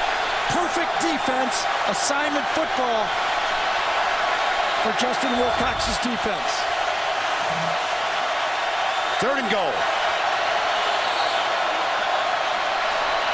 Brantley deep, has in, touchdown. Frankie Hammond Jr. off the suspended list. Can't throw the ball any prettier. This John Brantley's got a big league arm, and when he learns how to do it, he's going to be a big league threat in this conference. Watch him rip it in there. That's the future. That's the offense. This is the Florida offense. He's too good not to throw the ball. Caleb Sturgis for the extra point. The highlight of this drive, and it was a long one, on 4th down and 6, a fake punt. A 39-yard gain, and then at the end of the drive, it's Brantley to Hammond. Touchdown, Florida. John Brantley IV, known by most as Johnny Brantley. 7-yard touchdown toss to Frankie Hammond. And on the other side, Justin Wilcox, the new defensive coordinator in his first year here, having some animated conversations with his defenders. Caleb Sturgis will kick off. And Oku and Denarius Moore switch at the last minute. This will be taken by Denarius Moore. Out to the 25 and tackle. Let's go back and revisit the touchdown. Justin Wilcox is known for his sophisticated defense. Right here, they're going to be playing 3 on 2 receivers over here, okay? Now watch the bust. Whatever way the offense goes, you react to it. All 3 guys go for 1 guy. Leave the other one open. 3 on 1's no good. 3 on 2 is. Sounds easy. Even in Tennessee, that's a new thing. Well-designed play, but a bust on defense. 1st down and 10. 7-point game. Here is Torin Poole coming right. 4:21 to go, 3rd quarter here. Let's see what's going on elsewhere. All right, thank you, Tim. It's 17-10 here, late 3rd quarter, as Florida breaks the 10-10 tie with a fake punt and a touchdown toss. This one, Kevin Cooper on the receiving end of Matt Sims' pass. Nice read by Matt Sims on that one, a 2-man route. He wanted to go to Stocker with a little short option route. It was covered by 2 guys. He dumped it right away to the outside. Quick thinker. Watch, he's going to try to go inside to the tight end. It's bracketed, so he quickly gets it out of his hand to the outside. Remember, Derek told Tracy at halftime, he needs to get it out of his hand quicker. He did it on that one. 1st down 10. Torin Poole stays in the backfield. Finally getting his chance. Montario Hartstein was the starter last year. Bryce Brown was Lane Kiffin's highly publicized selection as the #1 running back in the country. And Kiffin left, and so did Brown. He's now at K-State. And Torin Poole getting a shot. Interesting conversation with him yesterday, because you thought his style, his background was reminiscent of Arian Foster. You know, he's not as big as Arian Foster, but he's kind of labeled as not a breakaway back. So he has to fight that image. Coaches are always looking for that guy who can take it to the house. Well, Arian Foster, I think, is doing okay, all right? And then 31 yards? Right. So Torian Poole's waited his turn, and he's proven to be a very valuable football player. Having a slow day today. He's 9 of 11. Here's the pass complete at the 40-yard line. Well, how about this for a segue? This is what we do for a living. Just smoothly go right into the Red Lobster, if I could speak, the Red Lobster Scholar athlete. Torian Poole, GPA of 3.14, sports management, wants to get into athletic administration. He wants to do it on the collegiate level. Wow. Not the NFL. Did he hear about the 30 incidents in Florida? Is he sure he wants to do that? And there have been a couple here. 3rd down and 6. Oh, picked off. Wow. Jeremy Brown, it was right in his midsection. Sims telegraphed it again. Well, and he also didn't read it well, Vern. And when you're up there as a quarterback, you must first determine what the shell is. When you got a too deep shell, this guy knows he's got help, and he's going to jump everything. And watch. He turns around and jumps everything because he knows he's got a guy to cover up all the problems behind him. He just goes, turns it, because if he's wrong, you got a safety to fix it. See, he wasn't even reading Sims at all. He actually had his back to Sims on the play, but he knew with the defense, I could jump anything short. 4 in the first game, 4 in the second, 2 this afternoon. They lead the country in interceptions, and here is a powerful run from Mike Gillislee, number 23, the 198-pound sophomore. You know, Gillislee, we saw late last year make some breakaway plays. And, you know, he was the leading rusher for Florida in that bowl game, the Sugar Bowl game against Cincinnati. They say, Stan Drayton, the running back coach, who actually was here in Tennessee prior, says he's ready to break out. Got a pretty good guy in front of him, though. Yes, he does. Sweep to the left. That's Demps, number 2. And you're looking at the new style of football, I believe, is the scat speed back behind a big offensive line. Dexter McCluster did it all year last year for Ole Miss, okay? Everybody said he'll never make it, he'll never make it. These young guys, they meet short in stature. That's a powerful Jeff Demps there, and he's going to be able to take those hits and produce the speed. Man, look, Chris Johnson's doing in the NFL. He's a small speed back. It's that same style that Demps brings to the field. Gillislee is back in the backfield. That's Omarius Hines in motion. Roll out right. Defender comes up. Lob the ball to Hines. He skips out of the tackle and knocked out of bounds inside the 10-yard line. 1:22 to go, third quarter. 102,455 on hand at remodeled Neyland Stadium in downtown Knoxville. The 40th meeting between Florida and Tennessee. The Gators have won the last 5. They were up 10-3 at one point. The Knoxville bunch came back to tie it, and now we got a flag. Too many men in the huddle. A legal substitution on the offense. Number 82, breaking the huddle with 12 men. That penalty is 5 yards from the previous spot. Still 3rd down. Now the key play in the game came with the score tied 10-10 just a few moments ago. 4th down, 6 Florida. And Urban Meyer went for a fake punt for the 8th time in his career at Florida. And for the 8th time, they were successful. A 39-yard gain. And that led to the tie-breaking touchdown. Demps up the middle. It's Moody instead. See, what do you do if you're a linebacker or a safety for Tennessee? When Demps starts his run to the outside, you know the guy's the fastest guy in college, right? He's the fastest guy around. I gotta cheat outside, and he just plants and cuts up inside. Now watch it. Takes it. It's a sweep. It's a sweep. I'm gonna bail out. Look at these guys. Look at these guys over here. And then he just plants and gashes them. 2nd and goal.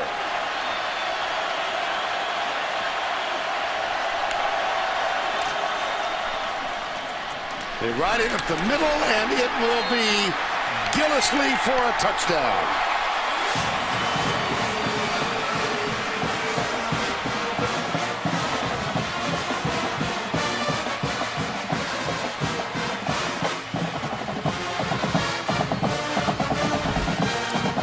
They found the spread passing game, and it's led to the spread running game. Here's the dive play. Ride him, but this was a give all the way. There's no way John Brantley was going to pull that ball. Even though defensive tackle crashed, he says, you're getting it. Extra point is good, and the Gators have scored 14 unanswered.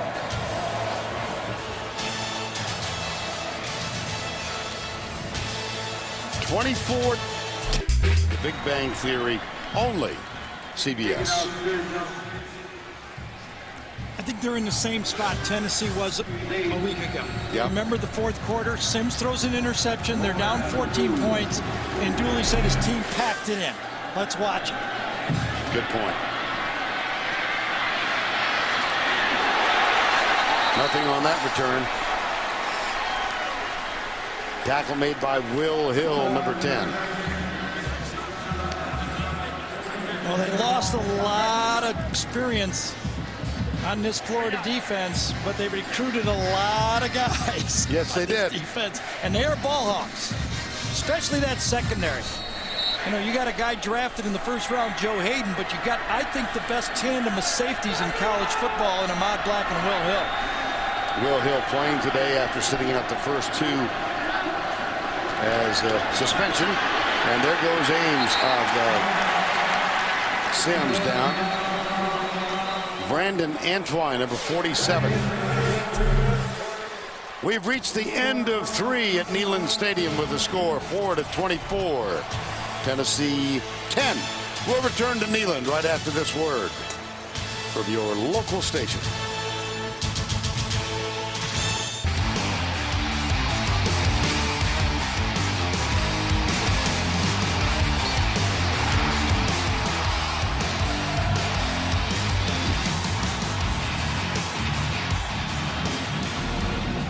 And just a moment ago, if jumping up and down can get you back in the ball game, Volunteers might have a shot. Well, at least they have to accept the challenge.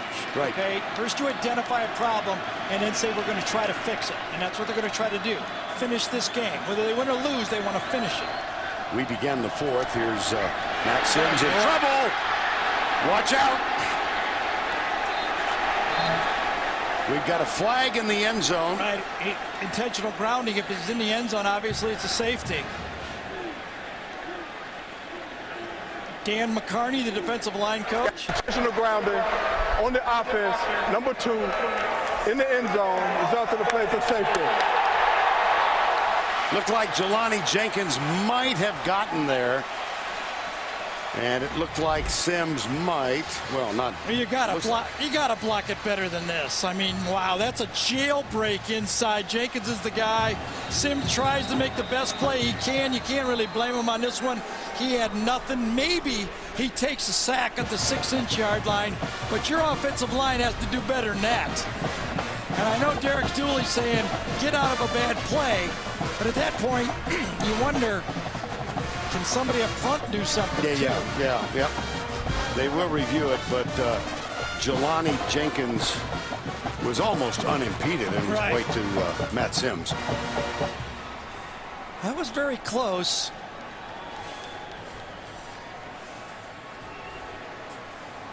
Boy, that offensive line, a young, inexperienced offensive line for Tennessee, was not ready for that blitz. Or those athletes either. No.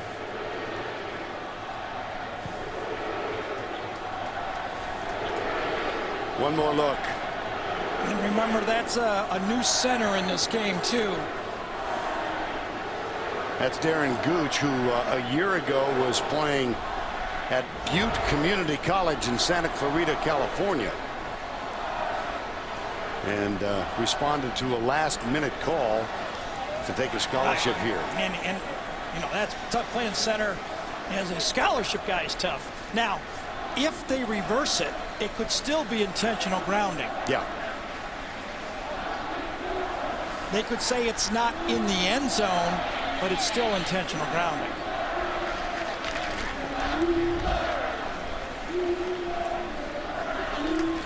Yeah, Gooch gets beat really quickly. Schofield's not in there. He's been hurt. And again, the intentional grounding is not being reviewed. What's being reviewed is whether it happened in the end zone. After review, it's a replay confirms the quarterback was on the 1-yard line when he intentionally ground the ball. It's going to be third down from the 1-yard line. It's a loss of down at the spot of the foul. Third down. See, I'm familiar with this intentional grounding stuff from a lot of years in the league. This comes easy. Yeah, they remember you in Cleveland and Detroit. Yeah. Okay. That I had down, that intentional grounding thing. Well, I don't know. I don't particularly like their chances now. They've got... See, and Matt saw his dad play it. He had all those good blockers. He never had to do that. Exactly.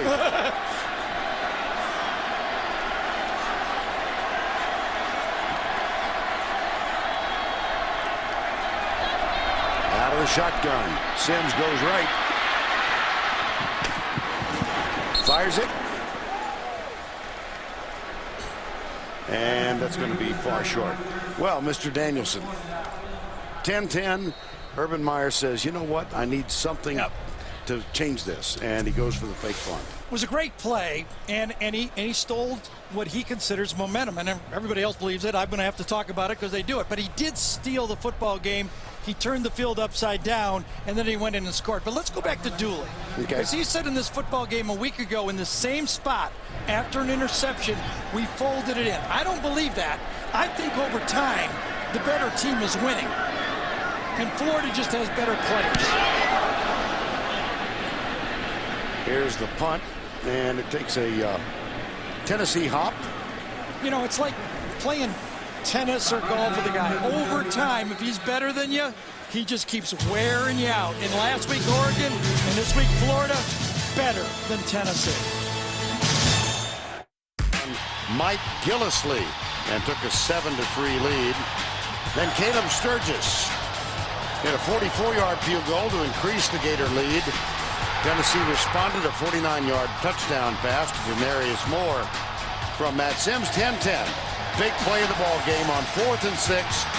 Direct snap. Omarius Hines, a gain of 39 yards rather, and that set up his touchdown pass. Frankie Hammond Jr. deep in the end zone. And the last touchdown up the middle. Gillisley for his second TD of the day. That from 5. 24-10, that's where we stand early in the fourth quarter.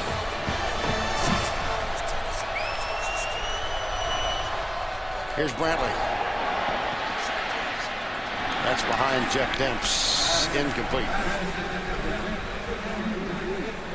Well, John Brantley the fourth. His dad, John Brantley the third, you may surmise, was a quarterback at Florida in the late 70s. And Gary, I know you can relate to this because of your days at Purdue. He was a wishbone quarterback. Yep, I did that. God, I've done a lot. You have, yeah. Well, let's talk about Tennessee's sec defense. Can they get a stop here? I like to change the subject. Okay. Gillisley. And Demps in the backfield. Great effort from this Tennessee defense, but... Well, they think they might have gotten the football. They stole it as Gillisley was trying to get some extra yardage. No. Austin Johnson, number 40, thought he had it. Wow. I think he had it for a moment, Don. Close. Whoa. I bet you Derek Dooley challenges it. Whoa.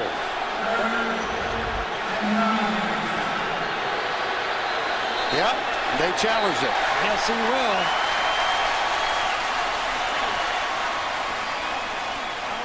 will. Austin Johnson, number 40, appeared. Tennessee has called a timeout to challenge the ruling on the field on the previous play. Okay, here's one look.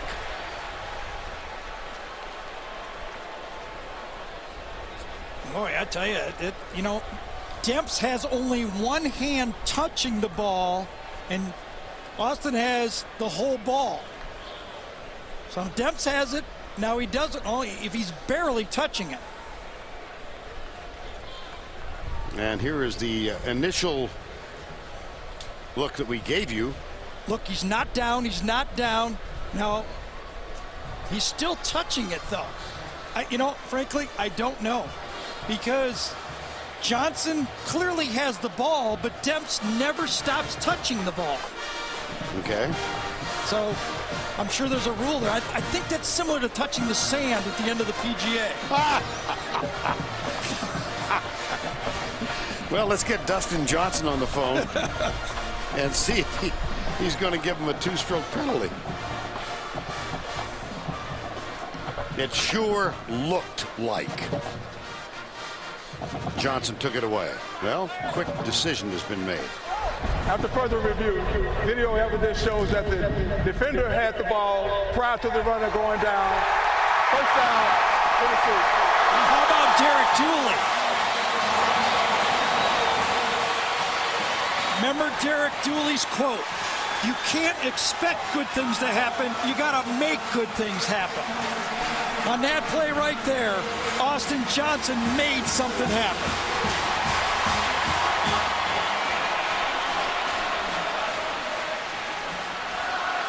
So the ball goes over on the fumble recovery, and the Volunteers have it at their own 49-yard line, trailing by 14.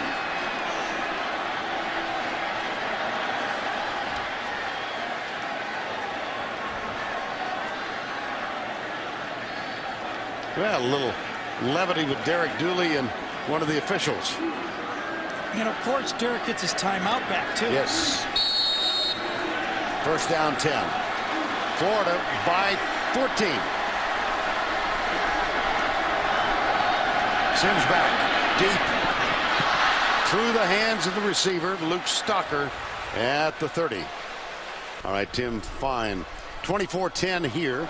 13-11 to go. I think the coaching staff for Tennessee would have liked to have Matt Sims just drop that ball off to the running back and move the chains. Ball boy. Right side. This is Poole. Got a first down. Wow. I love his aggressive nature. Yes, he's a very aggressive runner. Absolutely. That offensive line that's having trouble pass blocking does a nice job here, run blocking. Runs right through the tackle of A.J. Jones and makes a first down, did Poole.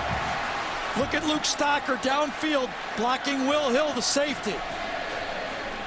And then the nice straight arm to get that first down. Ahmad Black was the last one there. First down and 10. They'll go from the eye. Toss back. Sims, he's getting pressure. Fires in, and it's behind the intended receiver. Jeremy Brown was there to knock it away from Luke Stocker. You can see the Tennessee offensive staff trying to steal another play. They stole one touchdown with a gimmick play. They're trying to steal another one, but this time the ball's slightly behind. There was nothing deep. The Florida defense did a good job smelling that play out and forcing a short throw on it. Now Duke Lemons, number 44, the defensive end, making a beeline toward Matt Sims. Second down and 10.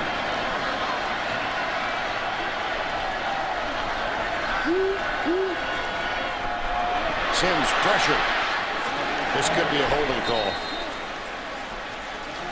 Flag back in the vicinity of Matt Sims.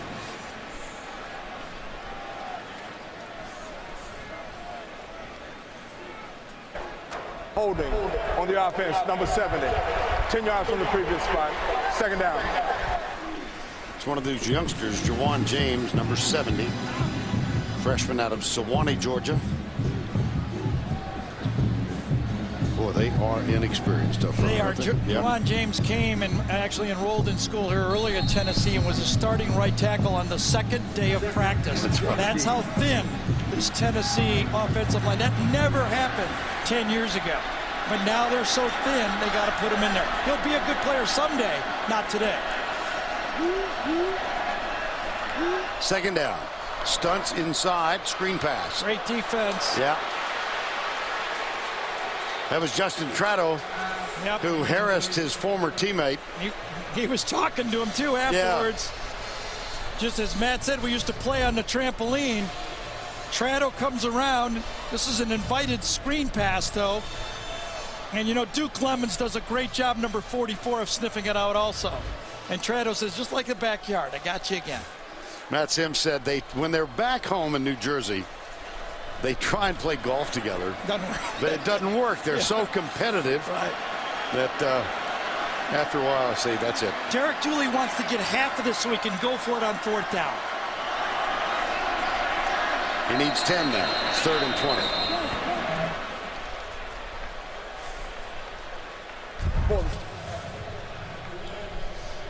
Boy, new defensive coordinator Terrell Austin for Florida. Charlie Strong, of course, has moved on to Louisville, has dialed up the blitzes here in the second half. He is coming after them. That is the 8th penalty. And the nickel package, the 3-man nickel package of Florida is one of the best in college football. 3rd and 25. 3-man rush. Sims shakes the first tackle, pulls up across the middle. Stalker to the he got it. Yes. Derek Dooley calls this the gray zone. Between the 50 and the 30. He said it's the gray zone because your hair turns gray trying to make these decisions, okay? Now, I don't think he has any choice here. Sims has a good job buying time. Stocker finds a little seam. Shields Jenkins and then gets enough for going for it on 4th down. Will Austin bring the house? 3-man look. Last time he only rushed 3. Yes. Tennessee 0 for 3 on previous 4th down attempts. Here's Sims back. Goes for a punch. Wide open. Holy cow. Justin Hunter blown coverage in a major way.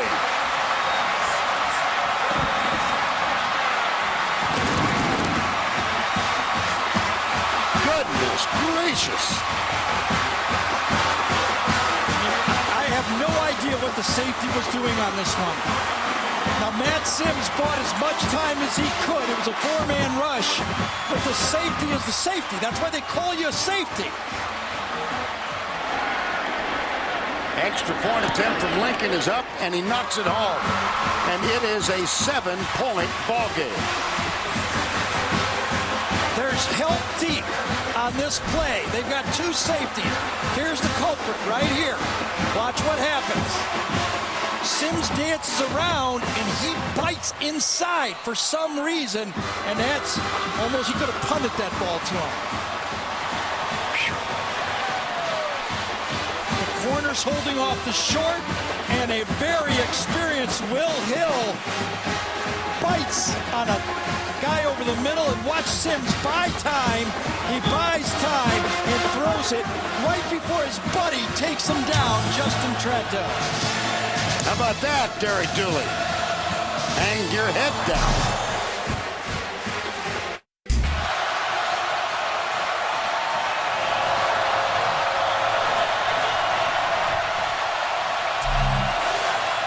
I'd say they're a little excited. They should be.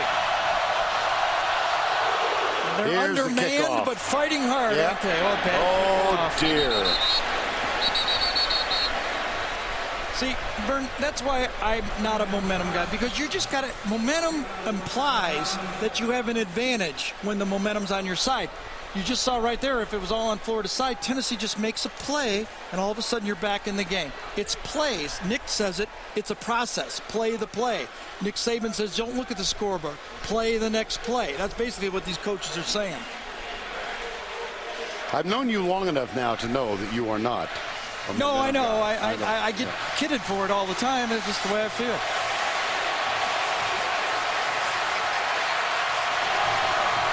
Well, Cunningham kicks it out of bounds. There's a momentum killer. Yep. Now it's on the other side of us, right? Well, that was a great play by Austin Johnson, but I tell you, Derek Dooley led him during the change of periods. We'll get it to you at the end of this play. First down 10, 24-17, 11:24 to go. Demps on the sweep, has trouble turning the corner. He's popped.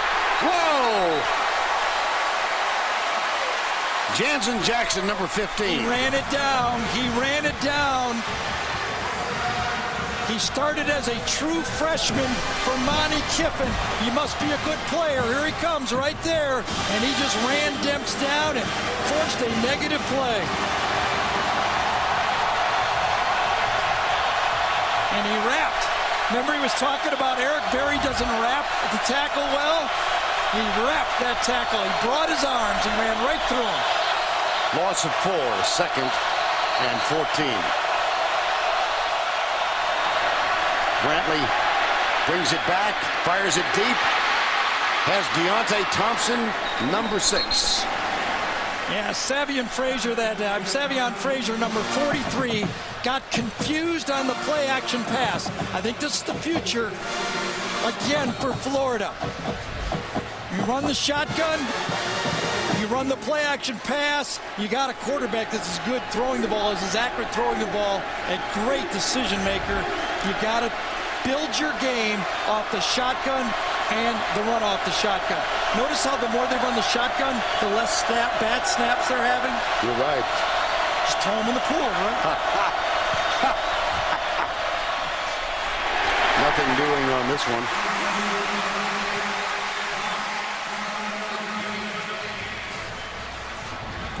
Now Derek Dooley, after Florida scored, said, keep chopping wood. Yep.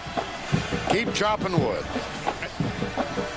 And then Austin Johnson got the fumble. This was reviewed and given to Tennessee. And then the busted play on the pass. Remember, Urban Meyer made the decision to go for it on 4th down, and then Derek made the decision to challenge it too. 2 great decisions by the coaches. 2nd down, 9. 4-man rush. Great defensive play. Chris Walker is who? You got it. I'll tell you, that's got to be a bust. You got to block that guy, or at least you got to get in his way. You cannot turn him loose. They didn't even touch Chris Walker, and he's coming like a bandit. Nobody even attempted. Jeff Demps says, I can't go 100 yards when you got a hurdle in the middle of the track. 3rd and 9. At the 39.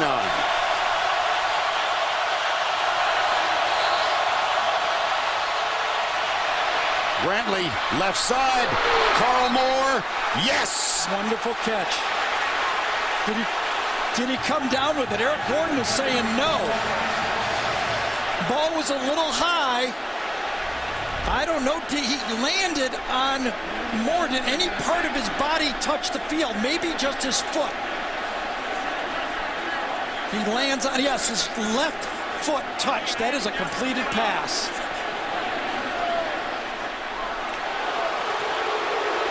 It was a completed catch inbound for 1st down. Yep. Good call. Yep. That's why they put those replay guys up there, but this was called well from the get-go. Very close. Those plays are always just the hairline, aren't they, all the time? No, the headlineman was right there. Made the call. 1st down and 10 at the 27. Demps, another tough 3 yards up the middle. We near the 8-minute mark remaining in this ball game. Nick Gervais, number 56, made the tackle. Gervais telling us yesterday about his most fond memory ever in this stadium. His dad played here and took him to the 1998 game, Florida-Tennessee. It went into overtime, and Jeff Hall, who's working on the Tennessee radio broadcast, won that one with a field goal in overtime. 2nd down. Demps has some room. Now he's got more. Into the corner, out of bounds before the touchdown. He was out of bounds at the 8-yard line. You saw that speed. 6 offensive linemen in the game. That's a tight end. That's big Xavier Nixon right there. Watch him pin. And then they pull the guard and the center around. And Demps steps up. Well, it's close. That one from the end zone was very close. Demps with 22 carries, 68 yards this afternoon. Right there. There's out. Yep. Here's Brantley. Demps to the 3-yard line. See, right now, Florida is running basically a pro-style offense. They're doing the shotgun and they're running the speed sweep out of the shotgun.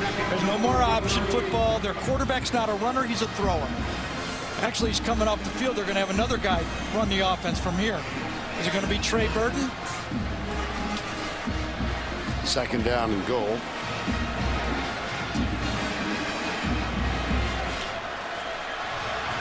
It is Trey Burton. The freshman, number 13. That looks familiar, doesn't it? Yep. Touchdown, Florida. Change that 3 to a 5, and we've seen it before.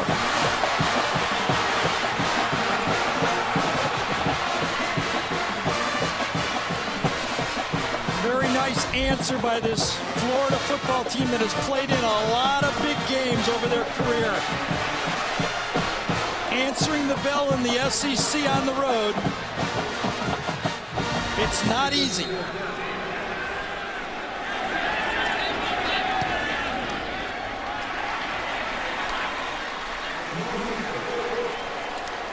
Burton gets the touchdown. Just think about that drive. If you're a Florida fan, you saw your team, other Tennessee scores, and you drive it right down the field. That's tonight on CBS.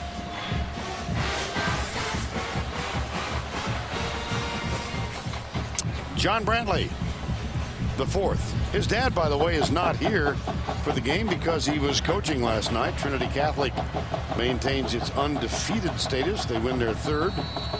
They won rather easily last night, 48-7. Mom is here.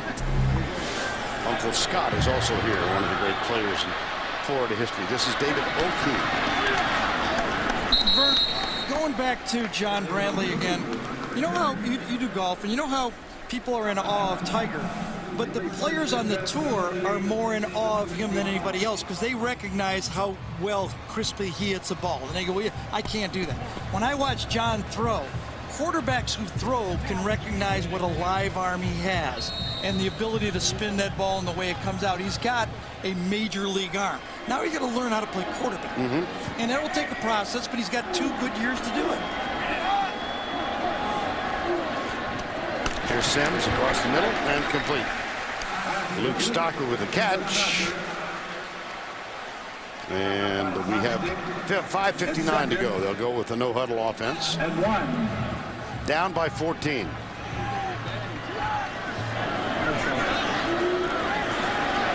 Whoops. Gotta get rid of it. Luke Lemons, Justin Tretto. Well, you just knew that was going to be a sack for Tretto before the game was over. Yep. Well, he protected his blind side in high school, and now he gets him from his blind side at the next level. Underneath. Big game. Fumbled it, though. Oy. I mean, he got rocked, though. I'll tell you at the end of it, no excuse, but he got rocked by Will Hill.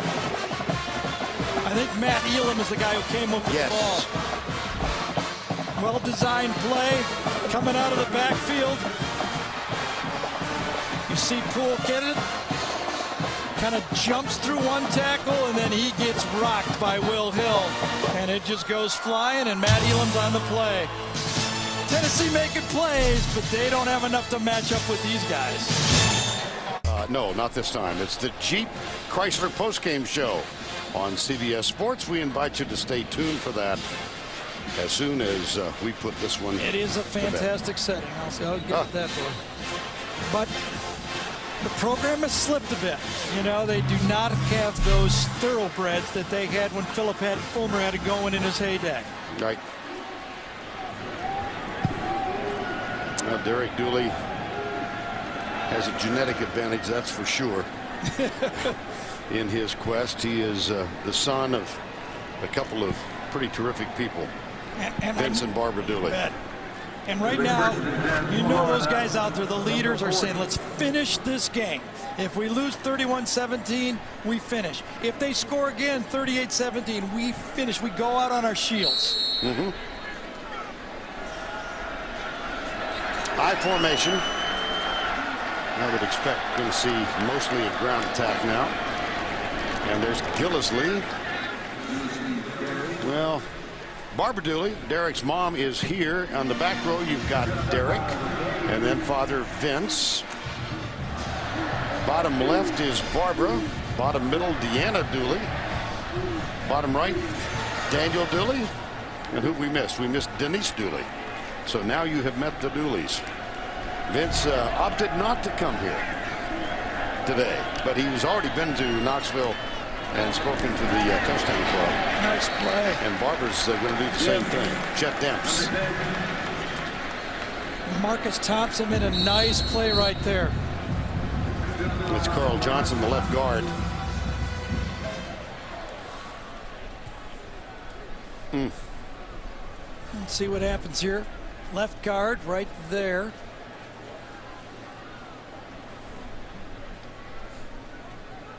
Oh, coming right out the corner. He made the nice play right there. Marcus Thompson, but he ran right through Carl Johnson and either hit his knee or his elbow or something.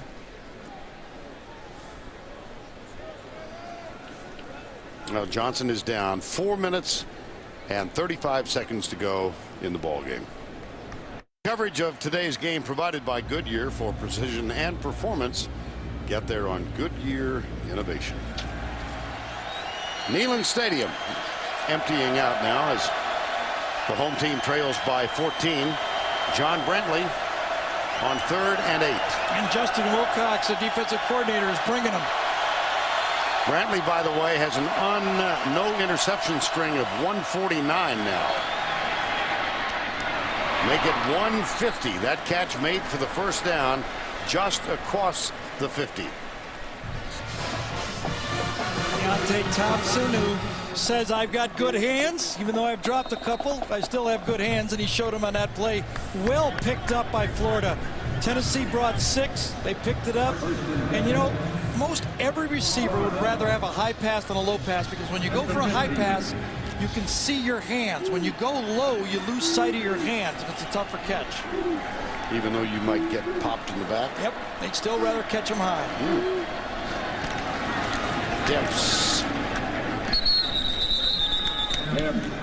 And Derek Dooley was chatting with us yesterday. Of course, I think you could say that Florida is reloading. They lost 9 members to the NFL from last year's 13-1 team. But, boy, they're reloading with the #1 recruiting class in the country. The cupboard's a little more barren for Derek Dooley at Tennessee. And you can see the last 5 years when Florida's dominated this series, it isn't all just strategy. It's better players, and you can recognize it right there. There's your all-SEC selections. Florida has just recruited better, and their players have performed at a high level most of the time. I'd say both staffs do a good job of preparing their teams with a game plan. You know, I think the quitting is overrated, to tell you the truth. I think most of the time, yes, sometimes key decisions are made and players have a bad game, but over time, the better teams win. Well, because of attrition, some academic difficulties, this Tennessee squad, a bunch of them did the Mohawk thing, didn't they? Yep. It wasn't just Nick Gervais. Nope. You know, Derek Dooley in Tennessee is still in this game. I think they pretty much know they're not going to win it. I mean, 14 points, anything can happen. We know that. But they want to finish. They'd love to get a stop here. Well, that's a nice way to start. LaMarcus Thompson, a flag is thrown.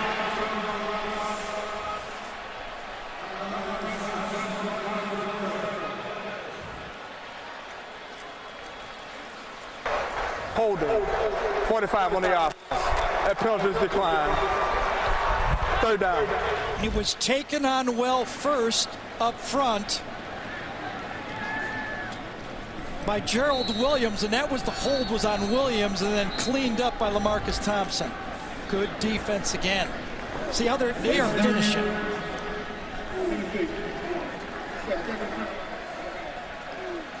.332 to go. Tennessee now with 1 timeout left. 3rd and 9.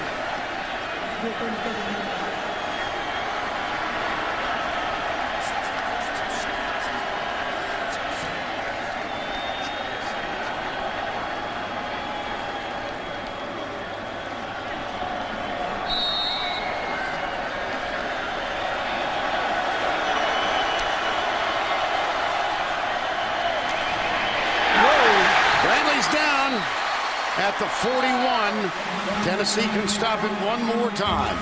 Gerald Williams, number 57. Yeah, Gerald Williams and Chris Walker met at the quarterback that time. Watch this. Both sides coming in from the outside, and they just meet right there. Boom and boom. Williams gets the first hit, and Walker cleans it up. Good pressure. Williams made the sack, and Walker was there also. Well, Derek Dooley, we've talked a little bit about this in this half, was concerned that his team had quit competing last week in the loss to Oregon. No such questions this afternoon. And it's going to come to the side, just inside the 10-yard line. 47-yard punt. Well, Jeff Dabbs had a career rushing day a week ago in the win over South Florida. How's he done this afternoon? Well, he's enough of a threat. He hasn't broke a long one, but he's enough of a threat. Running the ball, catching the ball, return. But the threat of the speed sweep sets everything up. And off of that, now Brantley's got his passing game going. You see the evolving offense for Florida. You'll see that continue to evolve the rest of the year. Just like that. Sims shakes the tackle. William Green has it complete out on the right side. Catch made by Zach Rogers. And I think Matt Sims done a nice job. He made a couple mistakes in this game, a couple bad decisions that have hurt him, but he hasn't folded his tent. He said he's most proud of that. When he talked to us, he said, you know, my old days, I would just get so mad. Now I'm learning to just take it and move on. Nice pass. That's good for the first down, and that will temporarily stop the clock as the chains are moved. Justin Hunter, number 11, with the tackle. I think in the last 5 years against Florida, they have not gone over 300 yards on offense, and right now they're approaching, what, 270? Torrin Poole, number 28. But Volunteers are out of timeouts. And Florida's playing the clock a little bit. They will trade short passes for time right now. Sims needs to get out of bounds to stop the clock, and he does. It's going to be a penalty. Sure should be. Yeah, well, he has not thrown the flag yet. Oh, my. Usually when you dive at a quarterback near the goal line, near the sideline. Wow. It's almost always an automatic. He's clearly going out of bounds. I'm surprised. Usually it's an automatic, especially. Yeah. That would have been a big 15 yards addition there. Deep right side, man open, thrown behind him. Justin Hunter had gotten a couple of yards.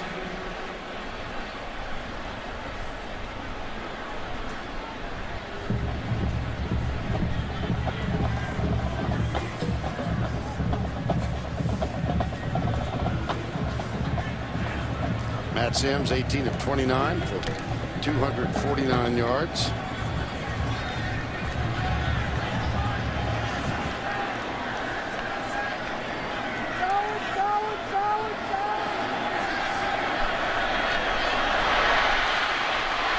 Whoops. Got out of the tackle box, though. He'll be able to ground that one like that.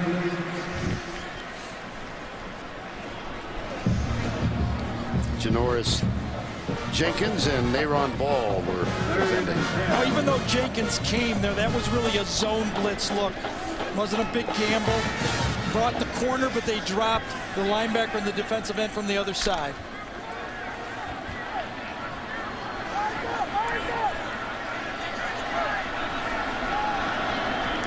Third and 10. Blitz. Sims. Got it. Not going to count. Illegal formation for Tennessee. Too many men in the backfield. It's going to come back.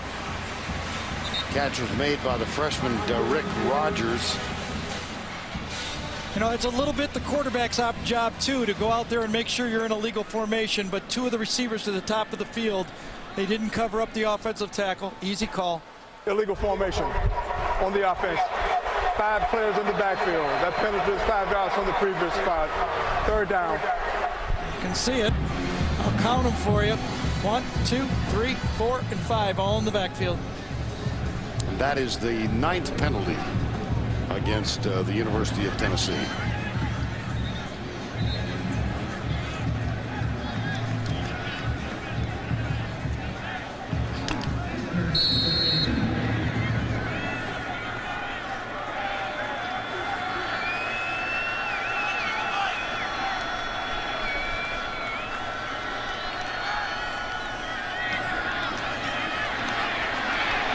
Got him from behind.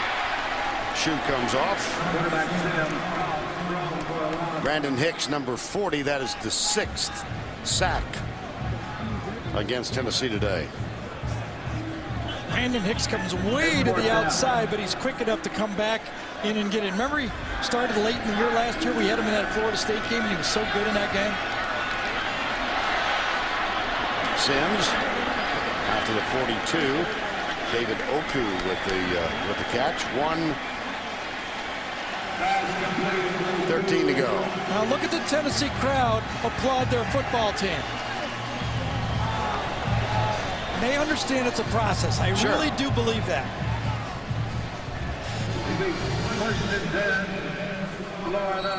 Urban will probably take a knee. From the 43. You want to talk about a scary month, huh, Vern? Yeah. They've got UAB here and then. 1, 2, 3, 4 of them. Hello. At LSU, at Georgia, Alabama, and South Carolina. At South Carolina. Boy.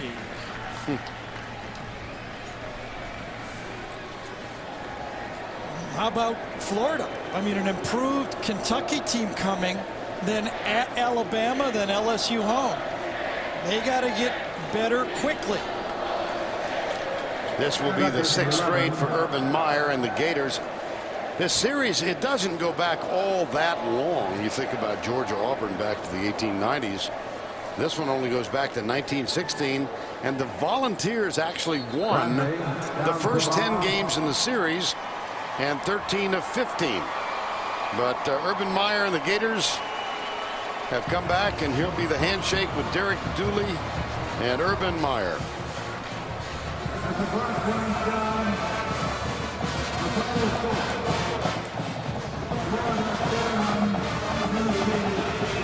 (31-17). It was 10-10. And I still think the biggest play of the afternoon was the fake punt. Probably was. You know, if I was Florida, I would take us to see the 2 high school teammates right there. Yeah, there we are. At the end of the game. Brantley again, not an interception. 14 for 23 on the road in the SEC. 31-17. It was 10-10 third quarter. Watch number 82, Omarius Hines, take the direct snap. That was a pickup of 39 yards on 4th and 6. It led to a Frankie Hammonds touchdown catch and a final score of 31-17. Our player of the game, Jeff Demps, 26 carries, a career high, 73 yards, and he also caught passes for 34 yards. Nice scene with former Don Bosco Prep high school teammates Justin Tratto and Matt Sims sharing a moment. Tonight on CBS, CSI, 48 Hours Mystery, the lawyers that inspired the defenders. Florida wins it by 14. For Tracy Wolfson, Gary Danielson, I'm Vern Lundquist. For all of our CBS crew, we'll see you next week in Arkansas. Tim Brando's next.